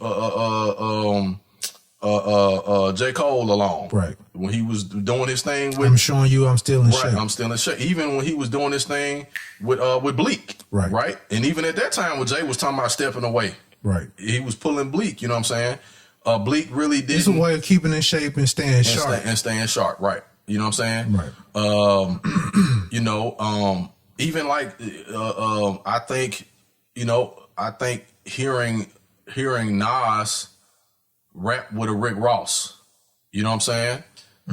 Like Rose, and a lot of people, Rose is the next name I'm finna give you. Rose is in an odd position. I'm gonna explain what I'm saying. Rose ain't no young dude. Rose been in the game a long ass time. You know who I'm gonna compare him to? And he will be able to last very long. And I'm gonna compare him to one person who was able to last very long in this game also. Isaac Hayes. Hell yeah. He is like the Isaac Hayes of hip hop, of rap. Yep. Because he has this lane where I can rap about my old dope shit. Right.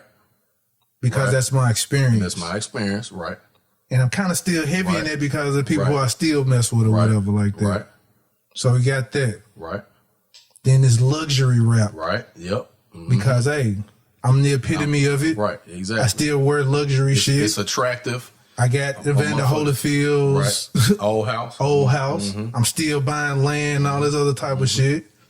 And the music that he makes is like this timeless. Yeah, it's timeless. It really is. It's like timepiece watches. Right, exactly. It's like a masterpiece on your wall. It's like it's real fucking art. Like it's shit that's gonna be around from now on. So like, you'll be listening to fucking Maybach music shit for the next 20 years. Something on one of his albums or something like that. Hell yeah. It's gonna be it's gonna be resampled. Hell yeah. It's definitely gonna be resampled in something. Oh hell yeah. So that's the reason why I like about what's going on in hip hop right now. They resampling old hip hop shit. I love that shit. So that's why I say he is like the Isaac Hayes of this shit. Right. Because his discography is just about as big as Isaac Hayes. And that's the other reason why I said that. Because Isaac Hayes, when you pull up his shit, that nigga got like 33 albums or some shit. See, when you put out music and it's good music, it's all good. When you take your time, me and my sister talk about Justice League all the time, which Justice League is Rose's house production team. She was like, it's important for you to know your own sound. Like you just mentioned him being in his own lane. He knows his own sound. So it's certain shit you ain't gonna hear raw song because that ain't. And he don't even sound dope rapping over hood shit anymore. Exactly. So it's like he can't even get in that lane anymore. He may do a couple of them just to be like, I'm gonna hop back on this, you know. But for the most part, it look out of place. It does. It kind of makes him look. Especially when he trying to do a video with it, right? Because he a grown like Rose, shit, 40 years old now. I can't remember what song it was when he did it. It was something where he was like. Is it something about the Wingstop joint or something? He ain't had no shirt on. He's doing like this in the video and shit. No, it was These Niggas Can't Hold Me Back? I think that was the one he did some years ago. Yeah. When he did These Niggas Can't Hold Me Back, I was like, okay, this song is hard, but you don't need to do no more of these. You don't have to. You don't need to do no more of these. Cause he look out of place in the video. If he doing it, it's gonna have to be on some mob shit where he's sitting back. Right. Not being active. Right. But see, I think that's what it was. I think that was the purpose of that song at that time. Because you remember around that time, people started talking, man, he was a corrections officer and all that old type of shit. You know what I'm saying? And I honestly, and me and my boy Javor's, shout out to Jay, music fucking, like he got a library of fucking music. Like we talk about this shit all the time. We got it. When we talk about music specifically, we do need to have him on because he's done his own podcast and shit before.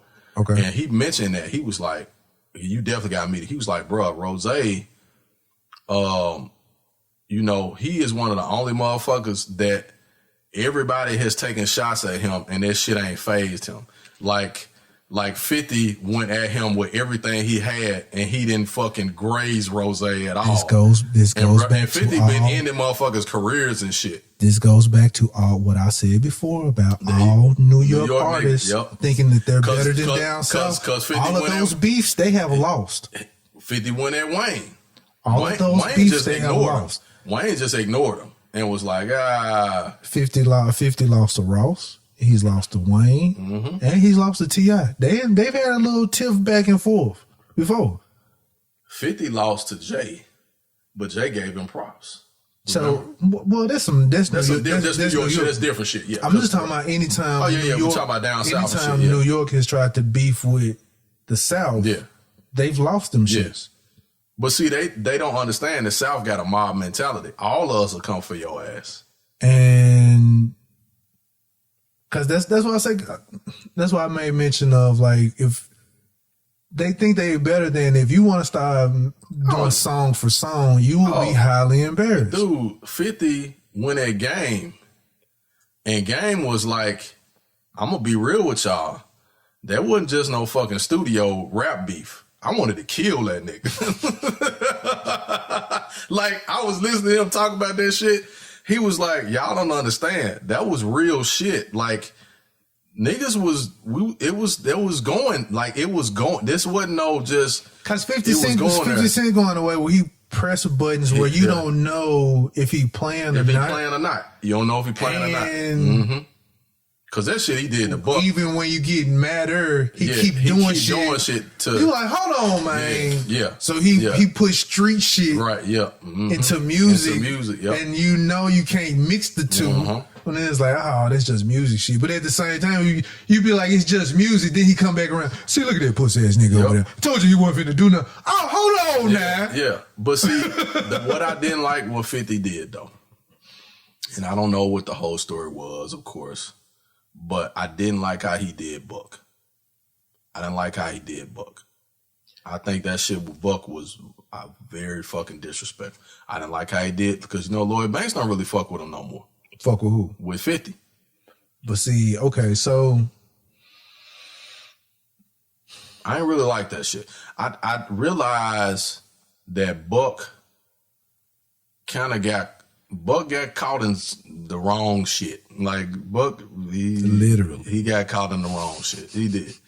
Like shout out to Buck, you know, Nashville. Ain't no shout out. Well, no, I say shout. No, you got to give Buck his props. The reason why I say give Buck his props on the music situation. I ain't talking about that other shit, dog. I ain't talking about that shit. I'm talking about from a music perspective. Like Buck had an important voice in G. Like Shawty wanna ride. He was important for that time. Like Buck got some track where he killed them.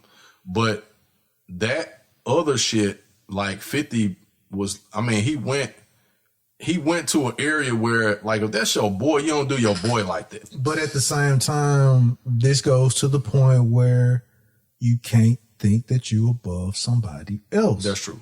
But you can't get too comfortable either. Buck got way too fucking comfortable with it. Buck was around here thinking you're right. Hey, because he was coming at with like he was 50 too. Now 50, he can come as 50 because he can bat 50. He can bat 50.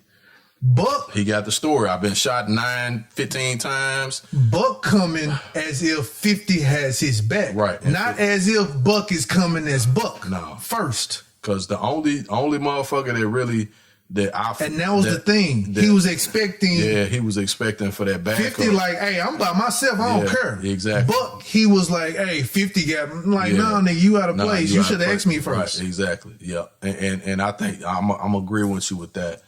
That's kind of like he kind of put 50 in the situation. Like he was like, nigga, I ain't finna back you up on that shit. Like if I'm in a clique, and we running shit or whatever like that, and I got a fucking hi-hat with me. Yeah. What that hi-hat cool, but until until it's not Until cool. it's not cool. Remember, until he being a hothead around people you can't or should not be hotheads with. What now you fucking up some shit. I think it was Witch Doctor on one of the Outkast projects that said, nigga, and our gangsta ass partner gonna get all us killed. And I think it was one of the songs he was rapping. He was like, our gangsta ass partner gonna get all our ass killed. That's where, and I heard, I think I was listening to Snoop. And when we talked about this before, about the whole, when he, left Death Row and shit. And when he was like, you have to start separating the street shit from the music because you'll fuck up your career on that street shit. Like you can talk about it, right? You're telling a story, right? That's why I never gave a whole lot of credence to people who diss rappers for rapping about shit that they never truly experienced. I'm like, nigga, we all come from the same place. I'm not going. Now I do not agree. You should not rap about it if you no. What I'm saying is, you can't rap about it if you no. I disagree with that, and the reason why I disagree with that is because it's the only genre. You are promoting and vouching on something that you had no parts in. No. I'm saying this partaking in. Okay, I get what you were saying, and I agree with that. But what I'm saying is, why is it in hip hop? It's looked down upon, but I can act in a movie, and I ain't never did street shit in my life, right? I ain't never been a fucking gangster in my life. I can be an actor, and I can portray John Gotti, right? Nobody questions me in the streets because it's a story that I'm telling, right? But acting or movies didn't come from the streets. And you just made a great point. You made a great point that I've never looked at it that way. That's the reason why hip hop. That's the reason why hip hop is different, right? So I understand, because think about this, right?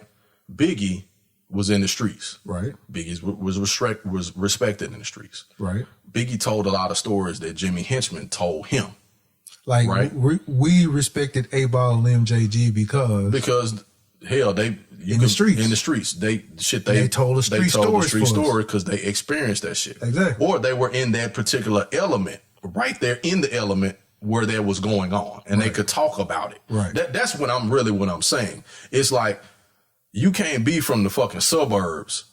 Right. And you ain't never seen nobody cook shit. You ain't never seen the kitchen. You ain't never seen pots and pans and Arm and Hammer. And then you get on there rapping, talking about, yeah, I did this and I did that. Motherfucker connect, blah, blah, blah. I ain't never seen a Pyrex I blow a nigga head off and shit, and you ain't never shot a gun before. Now that right there. You make mention of Pyrex, they thinking of bleach. Hell yeah. Now that's but you know what? That's also what I think got Soulja Boy in trouble. Like, nigga, if you don't get this vision where that's what I think got Soulja Boy and some of the other ones in trouble when they was talking that shit like, nigga, blah, blah, blah. And then because okay, one, he want to start talking the street shit. Now he start hanging with goons. Now he start paying these niggas, or it's you getting unfamiliar territory for you now, or you getting extorted by these niggas. Right. You know what I'm saying? So. Now that you put it in that perspective, I get totally what you're saying, because hip hop came from the street, right? And even though hip hop originally, if you a street nigga, because 9 times out of 10, if you a street nigga, you already got street niggas around you where you ain't really got to pay for none of that. Mm-hmm. You got some niggas you already got a nigga who you can pay that can carry the yacht for. You saying, I know you saying it. What Crunchy Black did Vlad. Yeah. And Crunchy was like, glad I was the motherfucker that was... I was the goon. I was the motherfucker goon. Like, he was the goon. Like, it wasn't no question about... He was like, when we got together, we got cool. I told him, like, shit, if y'all need something done, I'm going to handle that shit for you. Man, all DJ Paul had to do was act mad about somebody that pissed him off. And Crunchy was on it. Who the fuck we got to get? Man, that nigga need to come up missing, man. Yeah. That was it. So, if you gonna talk street shit, you better have some street motherfuckers with you that came up with you. Right. Because if you don't try to add niggas later. There you go. You try to add niggas later, no. I'm going to tell you somebody who paid the price for that shit. Chris Brown did. Yeah. Tekashi did too. With his snitching ass. That one is, like, yeah. His police motherfucker. I still think that motherfucker was police from the jump, though. I think his ass is police. There's some things that's coming about. I'm starting to think 50 Cent might be police. Well, Irv, he's having there are a lot of things that's adding up that he's been around a lot of informant niggas. I'm gonna say this. I don't know. It can't be too coincidental. You have too many. You are associated with informants. So listening to. And I ain't gonna talk on that one. No, I'm not either. I'm not gonna talk on that one. All I'm doing is reflecting on what I've heard. One of the most respected motherfuckers on the planet. Like, I like listening to him because he reminds me of the old heads that I came up listening to and learning from. Is Jay Prince. And listening to Jay Prince tell them stories about, hey, we did street shit, but it got to a point where we had to cut that shit off. And after we started being legitimate, then that's when they started trying to come and get us because we started opening up businesses. We started putting people to work. We started doing legitimate business, and them other white folks, business owners, didn't like this shit. The record labels didn't like this shit. You gotta be doing something else. You gotta be coming through us. Nah, motherfucker, we ain't gotta come through you. We can be independent. We don't need your ass for this shit. And then when he said what he said about at that time, when him, Irv, and Suge was finna do something together and the feds was coming in on everybody, and even MCA talked about that shit. He was like, it was a certain time, man, if you was successful in rap, the feds was coming for you, right? When I listened to Irv tell his story, because you know about Ja, right? Okay? And everybody clown Ja. They still clown him. I don't clown Ja like that. I think Ja got his place, but I still like, to me, Ja was like, I didn't like how they put him out there. The reason why I like how they put him out there because he was like this cross between DMX and Tupac. That's what I saw from Ja. When Ja Rule first came, I was like, he a knockoff. He got the rag on like Pac and shit. He was Lil Zane. He was Lil Zane. Fuck. He was Lil Zane with DMX's voice. He was Lil Zane, yes. You know what I'm saying? That's what a lot of us saw. They was like, I was like, damn, Ja Rule, okay, but damn, this. Then Lil Zane was doing his thing, Lil Zane. You see how that turned out. But when Irv started talking about it, and I was like, Ja wanted to be harder than what he really was. He wanted to be harder than what he really was. I see, that's what I'm saying. Everybody wanted to be more than what. And then guess what? He winds up going to jail later on some stupid shit, right? Okay, when the feds started coming in on Murder Inc., and Irv was like, I'm gonna tell y'all, this motherfucker is a snitch. Like, and he's still saying it to this day. Like, I don't fuck with that dude because he fucks with them people. And y'all don't understand that. Dude fucking with them people. How come? And Irv said the same thing. He was like, how come every time somebody get got, this nigga always somewhere close by? That shit ain't no coincidence. You know what I'm saying? That's what I ain't gonna say it's just like, but you saying that made me think of, I saw on social media where they were talking about, or was it? No, it was Jeezy that was talking about this on the Breakfast Club. He wouldn't have minded doing a verses with Gucci Mane. Yeah. I was like, nigga, you could not have thought that Gucci Mane was going to agree to that shit. All right, the nigga who put a contract on my life, all right, and I killed your hitman, I'm going to collaborate and do a versus battle with you? Nigga, get the fuck out of here. You thought, when I heard that the other day, and I was just listening to it, matter of fact, I was just listening to it yesterday. I was like, get the fuck out of here. I said, hold up, time out. Because somebody had when we had a beef, dude, there was a contract on my life. Niggas came and kicked in my door. And I killed because of you. Right. And you talking about do a battle together? But your nigga came to my crib to kill me. Yes. A dude that fuck with you. So I knew it was from you. Like, you think I'm finna do a versus with your motherfucking ass? No. When I saw that shit, I was like, Jeezy, come on, dog. I was like, come on. You couldn't have thought that was a good idea at all. Because somebody even was like, yeah. Everything might be water under the bridge, but hell no. I ain't fucking with nobody to try to kill me, dog. No, hell no. No, sir. I ain't doing that shit. No. Nope. Nah. Just because you was unsuccessful and I'm still living, exactly. We can't be cool. Like so when he said that was the first thing came to my mind. I was like, wait a minute, Jeezy.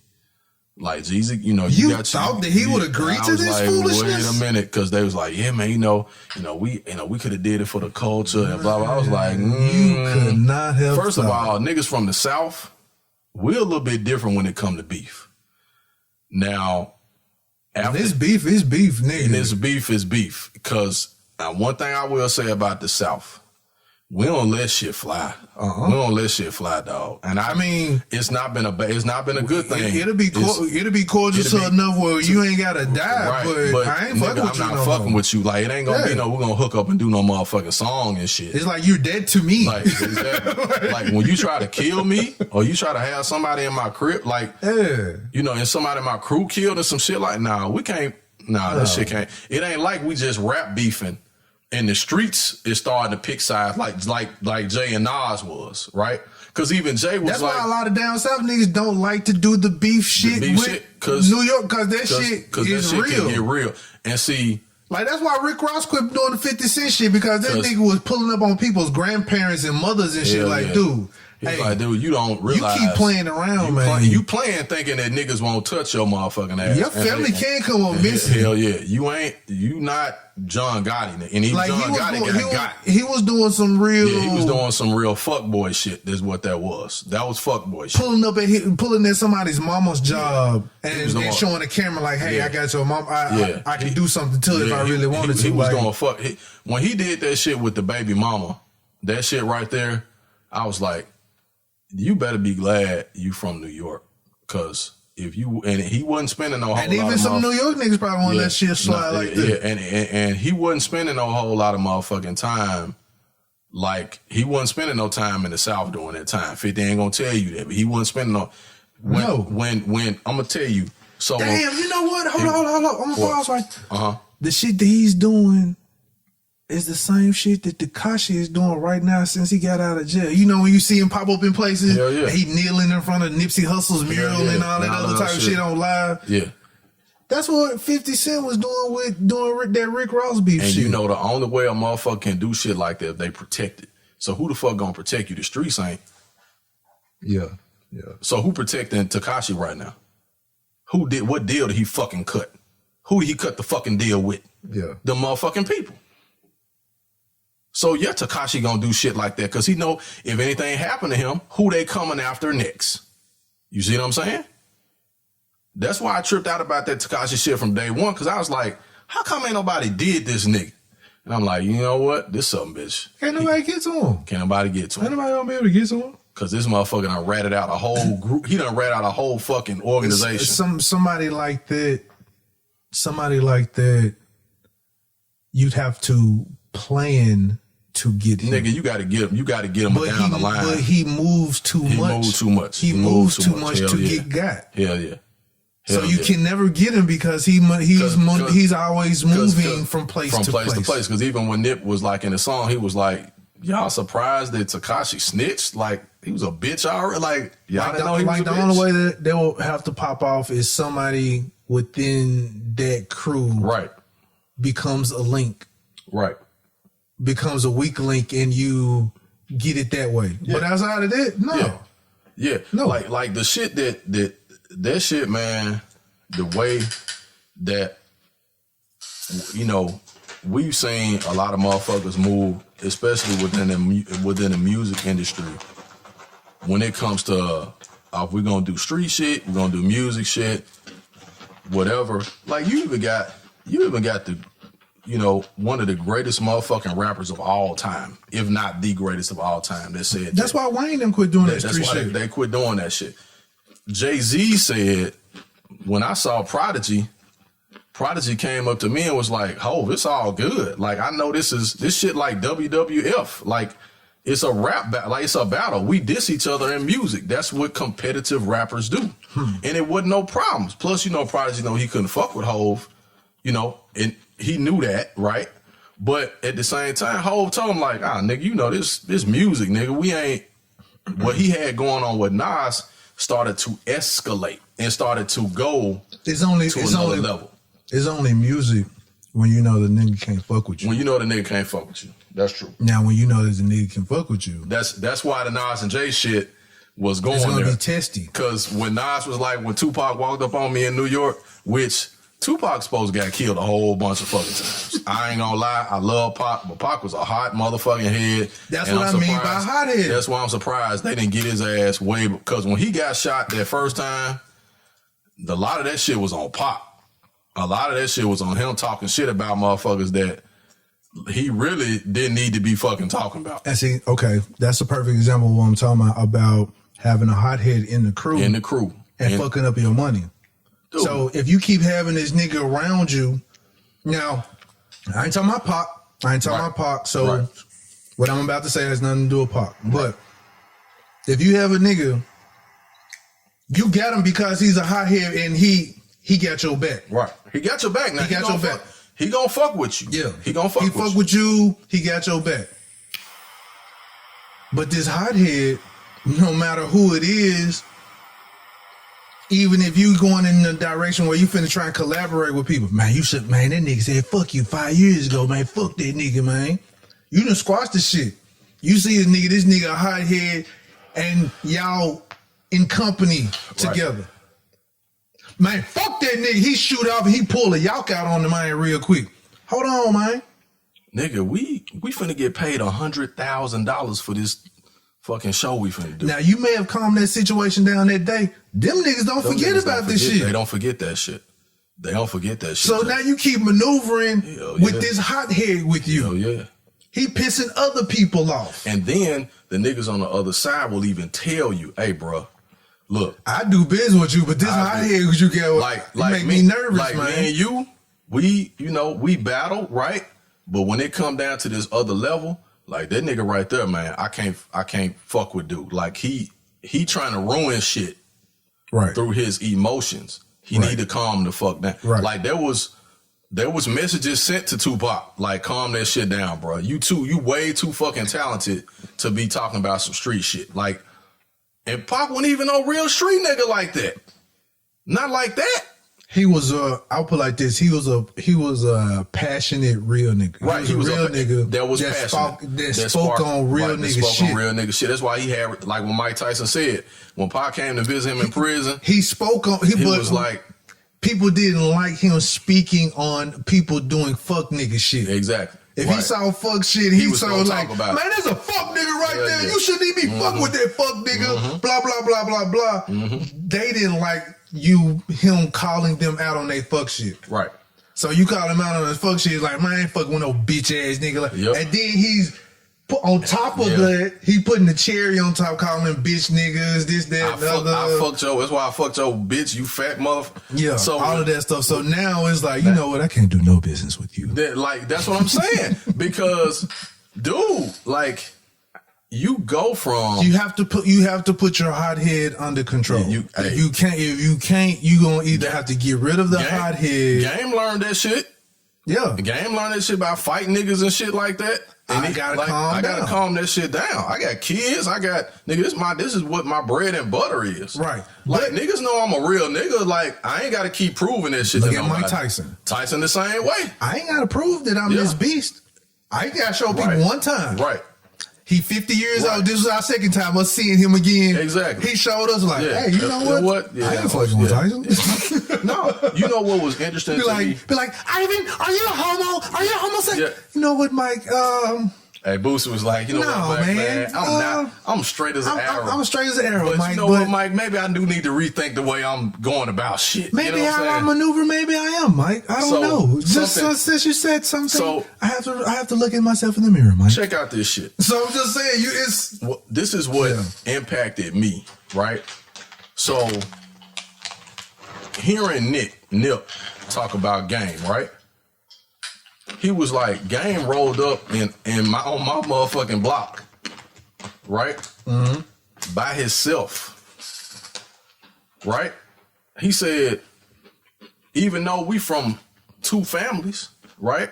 Two sides of the coin, it was respect there, which it should be, in my opinion, right? Because we tribal, we always been tribal. Like I ain't never really, like I understand it. But at the same time, hell, we all we separate in a lot of things. We all from the same motherfucking group, right?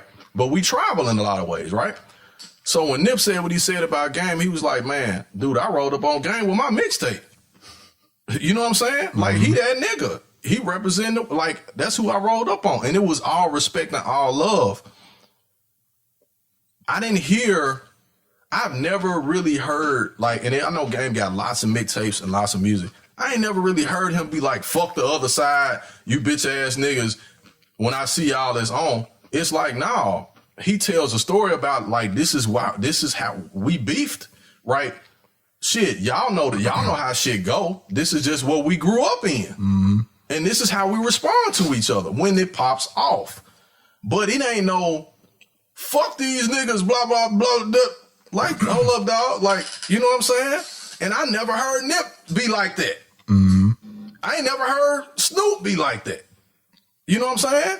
And so what was interesting to me is when I hear dudes do that, and I'm like, hold up, dude. Snoop, and you gotta think about the craziest shit, right? Suge was associated with Bloods, right? Snoop was a Crip, and everybody with him was Crips, right? Then Snoop is in a group with Mac 10. Mac 10 is Blood, right? You know what I'm saying? Mac 10, him and Mac 10 was finna do a song about fuck Death Row. So when I see that and I hear those stories and I think about the dudes like Pac that should still fucking be here, right? Pac should still be here. There's no reason why Pac should be dead, right? There's no reason why Biggie should be dead, right? I put like this: Pac would have eventually, but it would have been government involved. In which it was, in my opinion, was government involved anyway. It wasn't. I would say if you've heard the story, it was Suge's baby mama was trying to do something, was shooting at him, and they didn't know that Tupac was in the car. Really? I was like, and honestly, that sounds kind of believable. I mean, it's not unbelievable. Because it was like it was a hit on Suge. It's not unbelievable. Yeah, it's not unbelievable at all. Yeah, and he was an innocent fucking bystander. You know you know who else was in that car? Quincy Jones' daughter. The chick that play on Mixish? No. The one Quincy Jones' daughter and Pac used to date. She was in the back seat when that shit happened. Yeah, that's what I'm talking about. Oh yeah. Well, yeah, she was in the back seat when that shit happened. Sure was. Damn. She was in the back seat when that shit happened. Damn.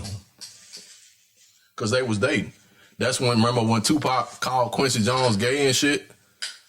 Because Suge Knight finally, I think it was Suge Knight who finally said about that. He finally admitted and said that, yeah. I was like, yeah.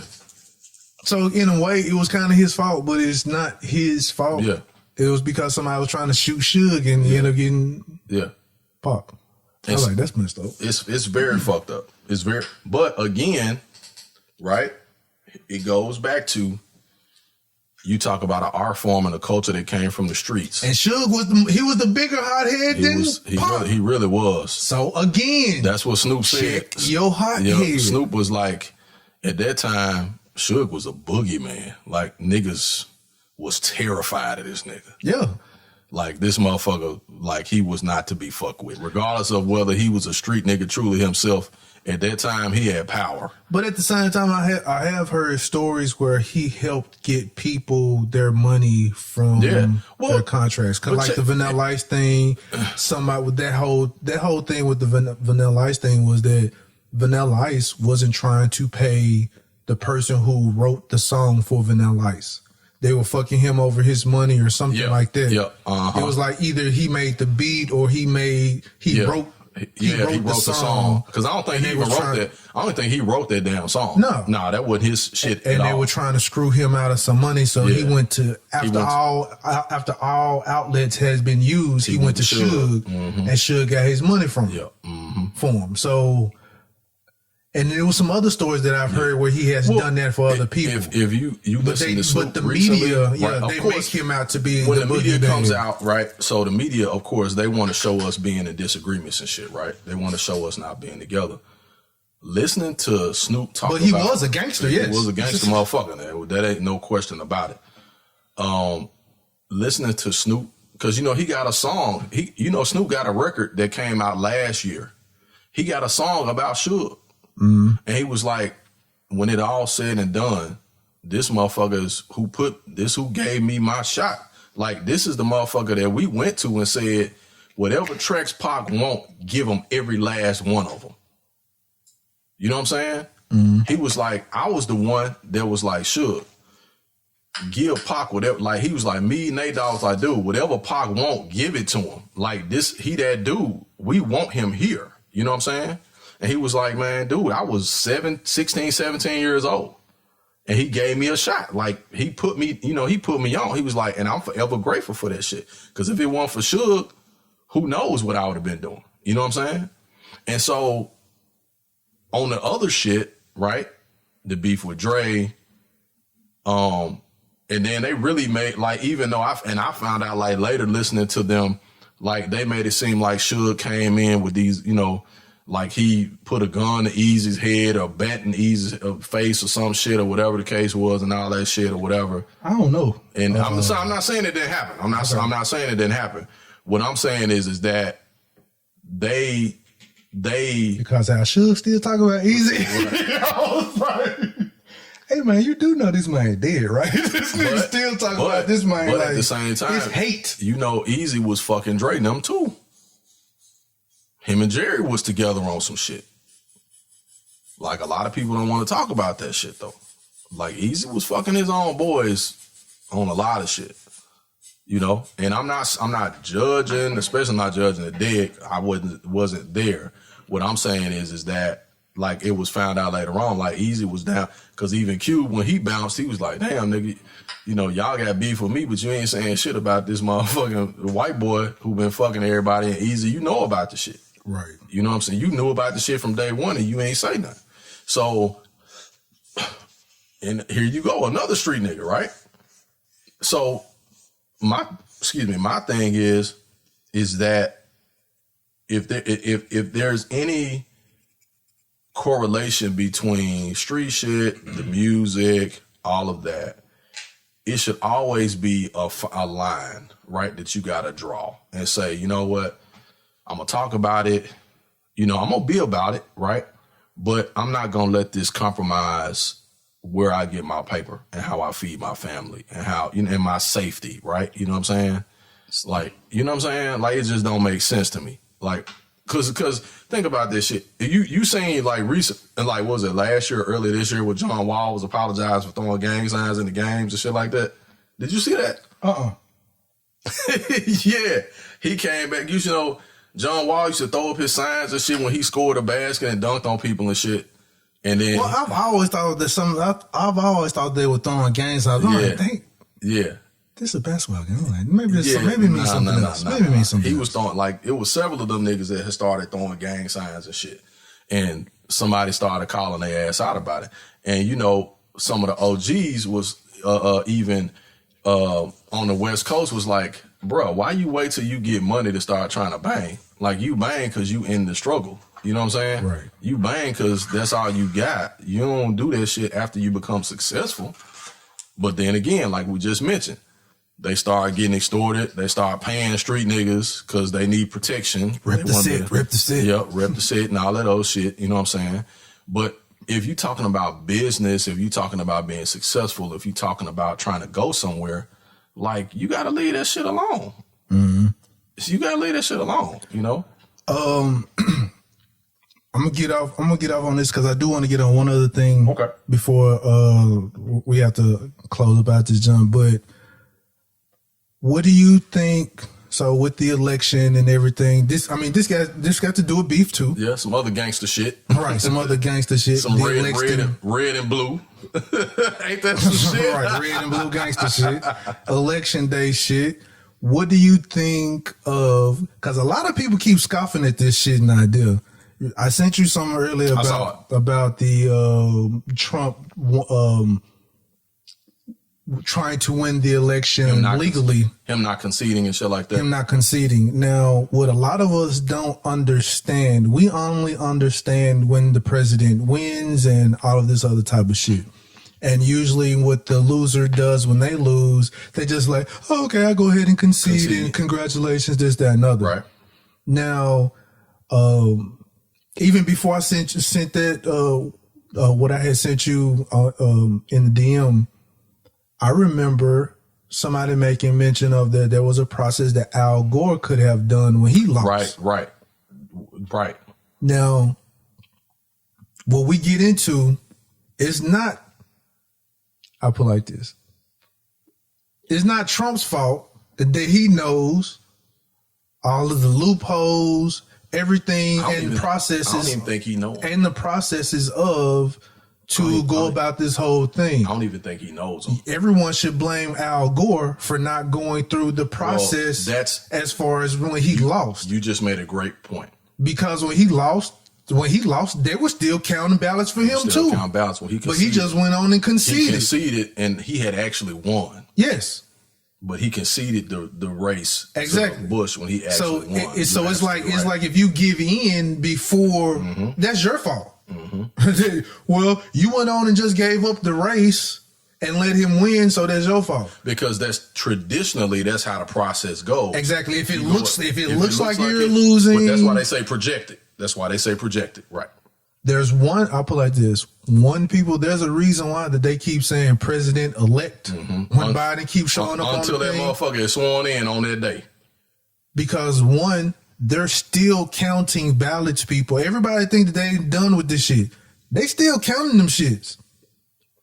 They still counting these ballots. The what I say saving grace, right, is because the popular vote, they damn near split that shit. It's damn near a tie. Now I'm sorry, we're just talking. I ain't go into what we're actually talking about. Yeah. So Trump is saying that they won the election illegally. They're counting illegal votes, this, that, and other, and he's saying that these illegal votes should not be counted, and he should have this recount. Now, I think I had this theory. I had this theory a while back, but I didn't think it was gonna come out like this. But I was like, it'll be funny because there was a moment where there was some whispers that said Trump rigged the last election. Now, it's not his fault. If he did do it, it's not his fault that y'all never went back to test that and count these illegal votes that he may have used. Because traditionally, you don't dig into that shit because you don't want to show a divided country. You want to be nice and proper and all of that. Especially now. Somebody else said that shit real quick. They was like, the Democrats have not been aggressive the way the Republicans have been when it comes to elections and shit, because the Democrats tend to just kind of chill out and, be like, okay, the Republicans are the ones that go and start turning over tables and shit. So in this, it's how I look at it. It's kind of funny to it like this. All right. Say, for instance, he did rig, right? Say, for instance, he did rig and he won, but nobody checked behind it to see if it was rigged. Now this election comes along. Hey, no matter what, we're going to take this election from him. We're going to do what we got to do and rig it, right? Right. Now they rig it. He knows that they rigged it. He opens up and like, hey, they rigged it. We need to go in here, and boom, egg is on their face. It's proof that they've rigged it. Trump still ends up being fucking president. You see what I'm saying? The only thing I would say would be, because that's what it looks like right now. Right. That they actually did, because I've heard a couple of people say it, right, and they retract when they said it's like, this is our time. We took it from it, is what we did, and it was like, huh, right. So okay. So to that point that you just made, the reason why there will be difficulty with that is because, one, they could fight this motherfucker out all the way, right? The only couple problems that they would have. The first one, they probably wouldn't be able to do shit about it. Or Who knows? It may be some kind of damn loophole in there where they could go back and be like, oh, okay, so you saying that we stealing it this time. We're going to go in and dig into what you did the one before. Who knows, right? Right? The saving grace will be that they would say, well, you know what? That was the 2016 election. You were already president for 4 years, and ain't shit we can do about it now, right? You know how it is when the NFL games are played and the referees make a fucked up ass call and the game is over with, and they come back 3 weeks later and say, you know what? We made a call to decide the game, but you know what? We can't change it. We just have to admit to the error. They have to admit to the error, but they don't give the W to the losing team. You see what I'm saying? They've done that shit in basketball before. But if the votes are counted illegally and you're claiming this winner per the illegal votes that are counted, he can't be the winner. Well, here's the other thing. You only would have to count, because the only reason why I say this is because, all right, on several occasions, like, I pay attention to keywords this man be using sometimes when he be, like, when he say stuff like fake news and stuff like that. When he talks about them, he use certain words when he's talking about them on certain specific occasions. Right. When he's talking about the stuff that they're using and saying in this situation, they're being fake about. Mm-hmm. So even with this, fuck. Maybe I shouldn't hit this shit. Yeah, maybe not. with this whole election thing, he's trying to do the same thing. Well, here was the other part I wanted to bring out about that. It's hard to cry wolf about something that you did, because then they start asking, well, how the fuck you know? What do you know? This is true. Oh, well, I know that. Well, how do you know? Have you done it yourself before? So then that goes after your credibility again, because the reason why I say this is because he fired his whole legal team and shit, right? Mm-hmm. He fired all their ass, which this might be the second time he done fired them or something, third or shit. Somebody else was telling me this, like, man, think about it. This nigga ain't got nobody loyal on this team. He's always firing somebody. But see, that's what I would say. If ain't nobody on his team been on the team for longer than a year. What you're saying, it would really be scary if he had loyal people other than his kids and his family. Right. It would really be fucking scary if he had kept everybody, or he kept those people and they been like, oh, no, we got his back. The shit he's saying is 100, right? But he done fucked over so many people over the course of time that it's like, if we do go to bat for this nigga and this shit don't come out, nigga, all our careers are fucked. Like, from now on, like, we fucked. And not to mention, he done and said so much fucked up shit. It's like, okay, he could be telling the truth, but really, nigga, like, you only talking about recounting in the states that somebody else won and not the ones that Joe ass won. So we can't recount just theirs. We got to recount all them bitches. Like, we got to count all this shit all over again if that's the case. But it would have to be in those states that he lost in. But see, what it does is shed a negative light on him. Because what all they're going to do is say, okay, well, you said the votes is off. We're going to do this shit all over again. But see, the reason why I say that is because of those specific states would have been a certain defining factor state is the only reason why I say that. But here again, he won some key states, though. Oh, yeah, that's true, too. He got Florida, right? They were trying their best to flip Florida. They couldn't do that shit, right? He got several key states. But the funny thing, maybe they both were cheating and one was cheated better. Okay. So, I mean, here we go.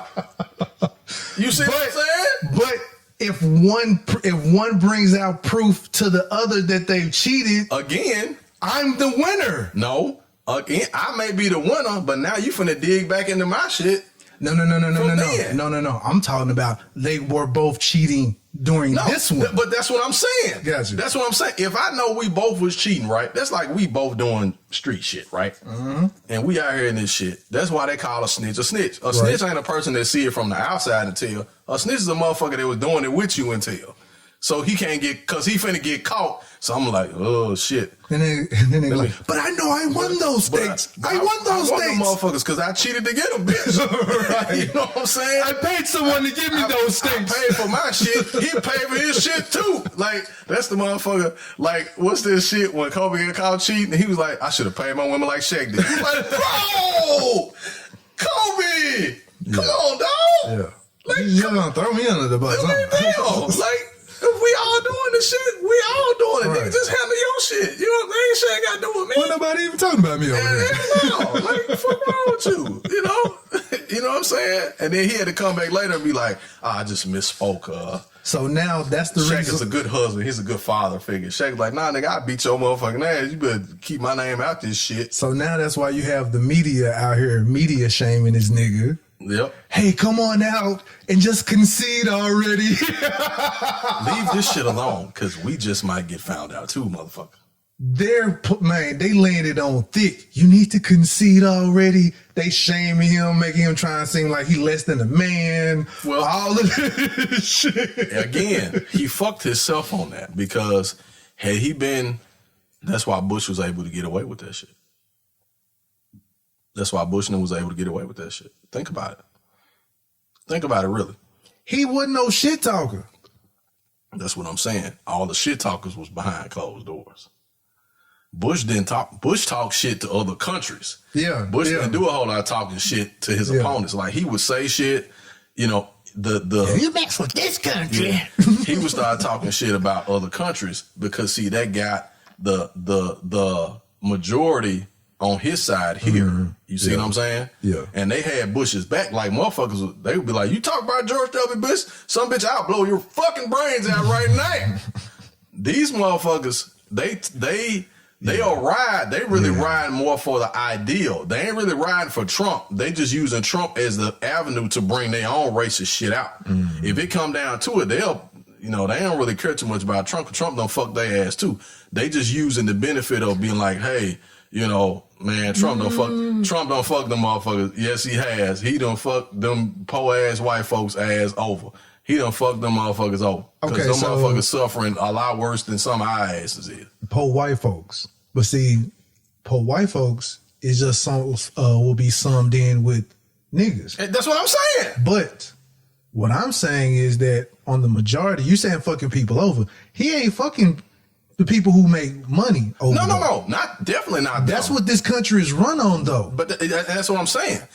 So when people talking about he wasn't this good president, and I hate talking like this because it make it seem like I be riding for this nigga. But if you pull the curtain back, is what I be trying to describe this. If you pull the curtain back, he's making businesses money that we don't know about. Right. And Right. And it's other businesses that haven't made money. Hell, there are even entrepreneurs that are making money that probably would not be made in other eras. But is what I'm saying. The main thing, and this, I'll say this, the main thing was the handling of the coronavirus, right? Right. The handling of that, which fucked a lot of people out of money, right? A lot of businesses closed. Other thing was, not big business now. Stay with me. Yeah, okay. I guess a lot of mid to small businesses got fucked and closed. Some of them will never open up again. No, they didn't. They didn't. Some of them. You know why? They had that PP loan, PPE. That PPE bailed them out though. But some. No. All. No.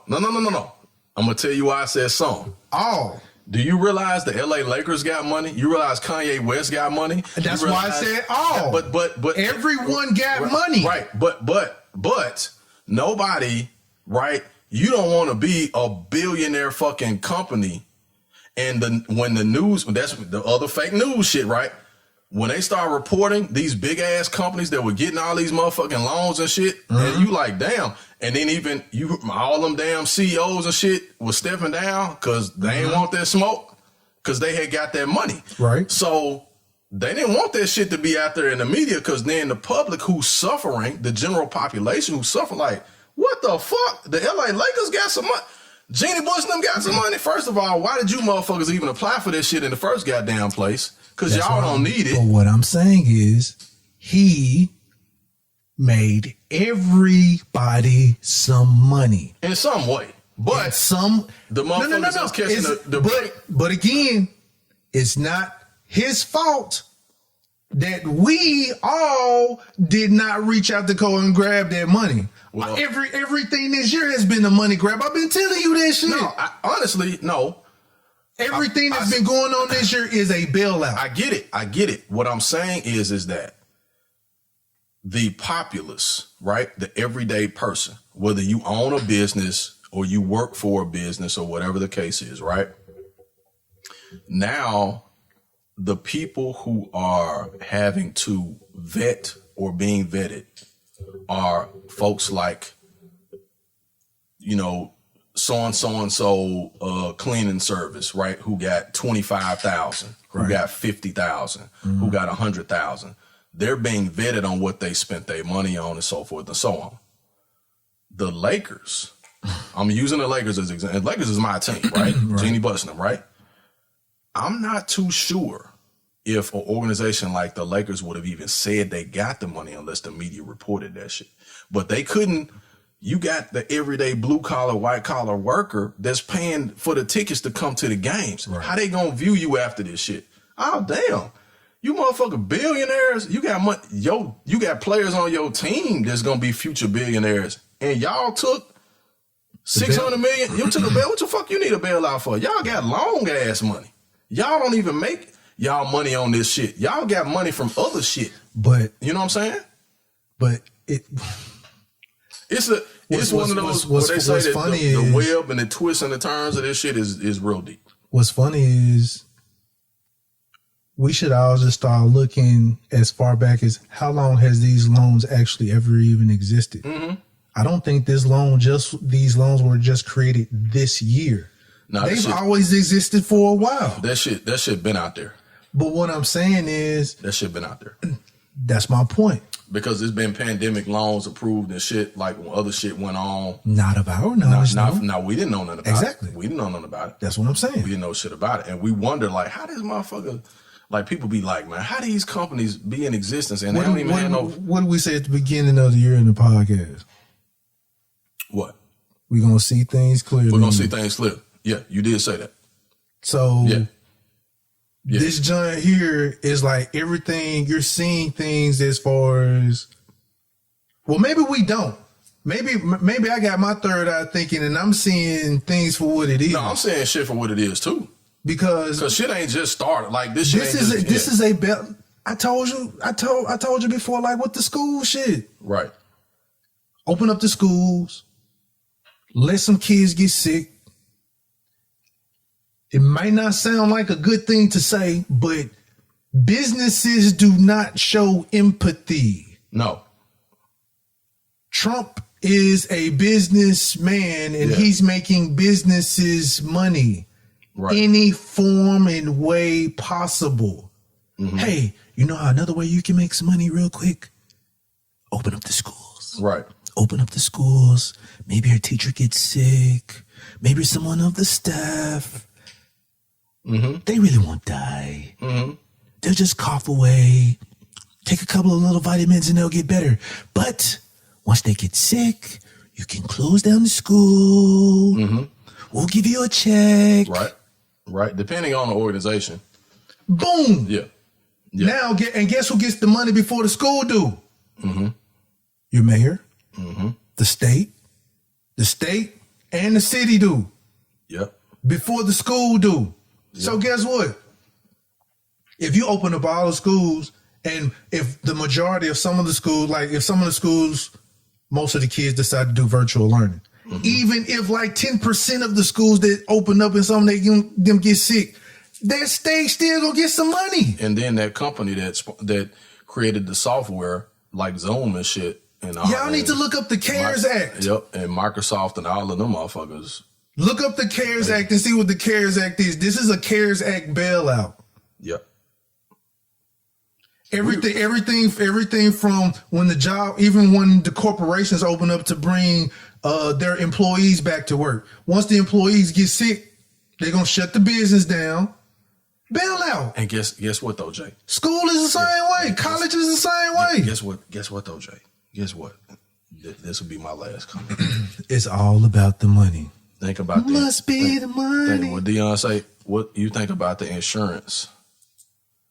You got businesses, and I was telling my homeboy about this the other day, and he was blown away. He was like, "Nigga," I said, "Bruh, do you realize when people default on loans and shit, the banks are not losing money on that shit. The banks, all that money is insured, nigga. Yeah. Like, when a motherfucker lose a house, that shit just go back to the fucking bank and they sell that shit again. Yeah.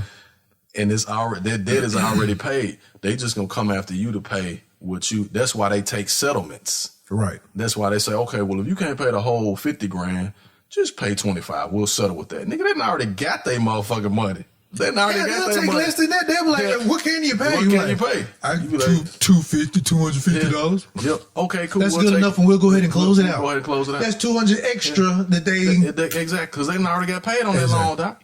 Exactly. That's what I was telling them. I was like, man. And then they probably gonna have a collector that's calling you back for like, but I already paid. You didn't know. But check this out though. That's why collection companies really can't get money from you because you don't owe the money to them. And that's what I've been trying to tell some of my friends, and they were like, Jason, whatever, you know. I found that shit out about 7, 8 years ago. Motherfuckers calling me. I'm like, what the fuck? I was like, man, just let this shit. Once you got a collection agency call you, let that shit go. Just let it go. Just let it go. Yep. Let the collection agency keep calling you. Like, hey, until you can, all you gotta do is tell the collection agency this. Excuse me, sir, ma'am. Until you can show me proof of said document that I agree to pay you, right? This collection agency that I owe you said money. Then I can pay you. If you cannot produce said document, I don't owe you anything. I don't owe you shit. Or you will be hearing from my lawyer. I bet you will not hear another phone call, and that shit is going to come off of your credit report. Yep. Especially if you ain't, he was like, and I would, especially when you say, hear from my lawyer, and I would like for you to remove this off my credit report. Yep. Once you say them things like that, they come like, it's going to be dead silence. You can just even hang up the phone at that point. Just hang up the phone. They're not going to say nothing else after that. I've done that shit before, and they ain't say a fucking word after you just hang up the phone, politely hang up the phone. You ain't going to hear no more phone calls from them. And within that month, Credit Karma, whoever going to tell you, hey, your report has changed. Ding.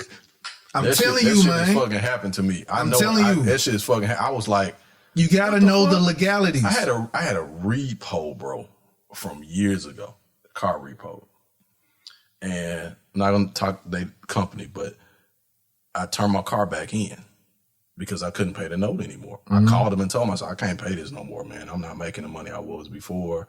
I lost my job. I told them this shit. I didn't even know at the time that I was actually doing the right thing.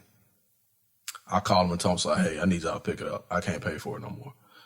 Oh, well, we're going to come after you. We're going to do, can you do this? I was like, nah, I said, I would like to, but I just can't. Like, there's no guarantee. And I don't want to continue to. They don't want the car. They don't fucking want the car. They don't want the car. They don't fucking want the car. Because it costs them money to process all this shit. They got to pay the motherfucker that's calling you. Right. So they don't want the car. When I turned it back in, I was getting calls. That's how you know how much this shit worth. Hell yeah. They don't want the car. They don't want that shit. Fuck the car. That's why when you pull the motherfucker off the lot, if you took it and if you paid cash for this bitch and you took it and tried to sell it, you can't get but 40% of what the fuck you just bought this motherfucker for when you drove it off the goddamn lot. Right. So you know this shit is some bullshit from jump, right? I waited. I waited a little while. They were calling me, sending me letters, all that shit. This is the bank, right? And I had already told them, I'm like, man, I told y'all I couldn't pay this shit no more, man. I'm just saying. Like, dude called me like, I can pay shit. A year went by. That collection agency called me. I picked up the phone. I didn't even know what the fuck I was doing at the time. I didn't even know I was doing right. I said, look, they were calling me. I said, I don't know who this is, but I don't have an agreement with anybody there about paying you anything. I was just being an asshole. I didn't know. Seriously. I was at my parents' house on the phone. They had called my parents' house, all this shit. I said, look, man, I don't know y'all. I don't know who this is. I don't owe y'all nothing. The motherfuckers stopped calling me. They sent me another letter of like 2 years, like it was like another 6 months later. On behalf of blah, blah, blah. I didn't even respond to the letter. They called again like a year later and said the same shit. I looked at the phone. I answered it. Hello? Is this Samuel Upshaw? Yeah, it's me. Who am I speaking with? we're blah, blah, blah, blah, blah, blah, blah. I was like, I don't owe y'all no money. I was like, I don't even have a vehicle. I don't know what y'all talking about. I don't have no vehicle. That I don't own that vehicle. Right? Right. Dude got quiet in the motherfucker on the phone. Dude, when I say that shit came off my credit, I called. And at that time, I knew some people that were working in the banking industry. There was a lady said, call them and tell them to take it off your credit. Call the bureaus, right? She was like, them bureaus ain't shit. Them privately held companies, right? They don't want to get involved with legal shit just like you don't. You can actually sue them for harassing you for this shit. I was like, what? She said, yeah, they ain't no fuck. It's called harassment. It's called harassment. I called them. I said, hey, man, this shit ain't supposed to be on my credit. Well, we got to get a letter. I was like, okay, cool, but I ain't, like, this shit ain't supposed to be on there. They took that shit off my credit. Yes. They took that shit off my credit. Because shit is not on my credit. Check this out. Shit ain't on my credit to this day. Yes. I got a letter in the mail. Because guess I'm gonna tell you. Well, go ahead. Well, I get a letter in the mail about 6 years ago. And this shit, man, was 2006 to 3, 4, whatever. They were trying to get me to answer them and talk to them about it. I took my wife at the time was like, "This is this letter." I was like, "Nah, I ain't stuff. I took this shit and threw it in the garbage." I was like, it ain't on my credit, and I ain't talked to no. Like, I don't. They trying to get you in verbal contracts. They try to get you in verbal. That's the other thing. They try to get you to say. That's why they say. That's why legally they have to tell you this call is being monitored. They say call being monitored for quality assurance, but it's being recorded legally. They ain't even gotta say that no more. No, they don't have to say that no more. I'm gonna tell you. Okay, they found they didn't get real good. It's a whole nother conversation, but they didn't get real good with the whole legalities and loopholes and things. Legalese. Once you say, hey, once you verify your name, this, that, and the other, once they say who they are, and you, even if you hang up the phone in their face, you have agreed to whatever that they're calling you about. One, I don't even answer the phone. Hell no. Because of that simple reason, because I don't even know who this is right now, so I don't even know what this is. So I don't even answer. I don't even answer the phone. But I peep game, somebody, I can't remember if it was a white person that told me this or whatever. Had a lighter too, nigga. Lighter. Congratulations. Give me my credit, nigga. This nigga has he finally has a torch for the cigar. I've been had it. I just forgot the shit. Anyway. But yeah, so I was told to pretty much, if you've never agreed to a contract with whatever collection agency, whomever they are, although you do remember owing a bill, you don't owe it to them. What was that? So say for instance you owe Aldi $30. Aldi, they might call you one time for that, John, and you don't respond. Okay, cool. It's gonna go to collections. You think when you hear collections, you think it's Aldi's collections. No. And they scare the shit out of you. What we as black people do not know, and no one tells us, is that collection agency that is calling you, they bought that debt from Aldi to collect some money on. Now they threaten you and say, hey, you owe us money. No, you do not. No, the fuck I don't. I don't even know who the fuck you are. People, I'm not bullshitting. No, you do not. Yeah, this shit's all law. All you have to do is, because one, what they do is now you feel like that you do owe them money because you are aware that you did owe somebody $30. Right. Or $100 or whatever. Right. Whatever you said, Bill. You're like, oh, I did. Oh, well, yeah. Okay. And usually what ends up happening, you do this simple thing. You, without thinking, you like, oh, you know what? Yeah, I do owe so-and-so, so-and-so. What do I got to agree to? Yep. And that's where they get you at. That's where they get your ass at. But you forget at the original part of the conversation, yes, this is so-and-so collection agency. not Aldi or anything. Now you have an agreement with this agency that you said you're going to pay this agency this bill. Now you stuck. Now you have an agreement when all you have to say is, I'm sorry, I'm not in any agreement with you. I don't owe you $35. Can you produce an agreement with my signature that says that I owe you this $35? And if you do produce said agreement with a signature of mine, I do believe it will be fraudulent. Yep. And please send this document over to me. I would like a copy of this as well. I bet money. Yep. I bet money on that shit. You ain't gonna get a call from them ever again. You might get one call from a nigga who didn't get the memo, who still call you. But you are not gonna get any other shit from that, and it's gonna be taken off of your report because guess what? It is and will be fraudulent. Absolutely. You don't owe them anything. Not a damn thing. I found that out. I remember I had owed Sprint some money or some shit. Yeah, I did too. I had a Sprint bill. Yeah, back in the day. Yeah. I was like, shit, damn. Somebody called me and I was like, this is who? Yep. I was like, no, I remember owing Sprint some money back in the time. I don't know nothing about this. I was like, well, this is, they tried to talk real fast on this shit. I was like, I don't know about that. I'm gonna have to get back with you. Yep. Then they tried to call me again and somebody peeped me game to it. And I was like, nah, yeah, if you can send me a document that I owe you this money, then maybe we can talk about something. And since it's recorded, you are recorded saying that shit. You recorded saying that shit. Now, I don't remember agreeing to this bill. I remember agreeing and saying, hey, if you can show me a document, maybe we could talk about something, but I ain't agreed to nothing. That's why they try to catch us at, people. And it's like, if you did, once it's at, let it go to collections. I tell people that, oh, well, we're going to take it to collections and it's going to be on your credit. Thank you. Appreciate it. Thank you. Because now, guess what? It shows that my my bills are taken care of.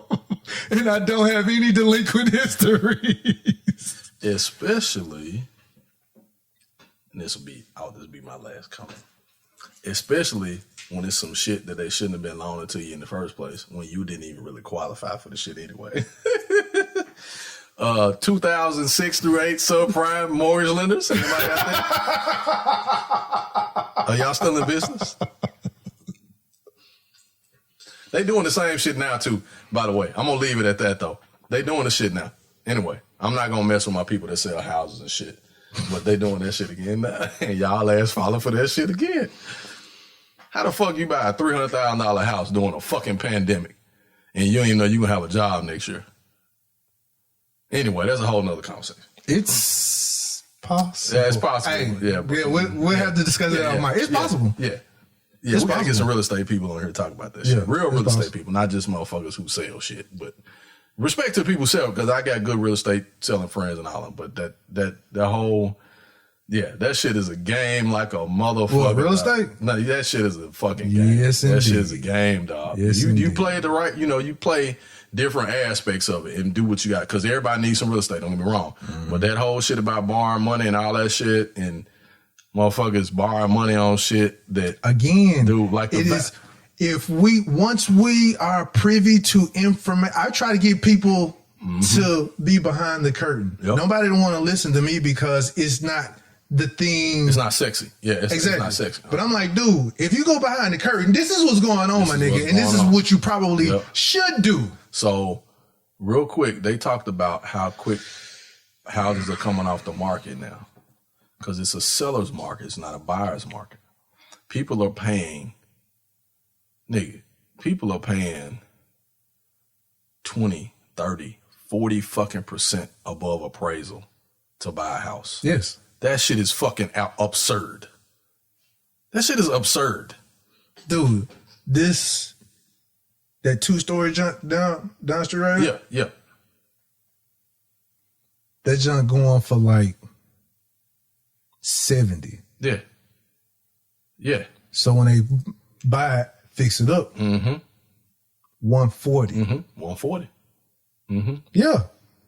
And they ain't putting 70 in it, folks. I'm saying they ain't putting 70 in it. You ain't gotta put 70 because it still look nice. Hell yeah, they ain't putting 70. That's why I'm just telling somebody that you ain't putting the same amount of money in it that you paid to buy this motherfucker. You may put 15 in it, and you finna sell it for twice.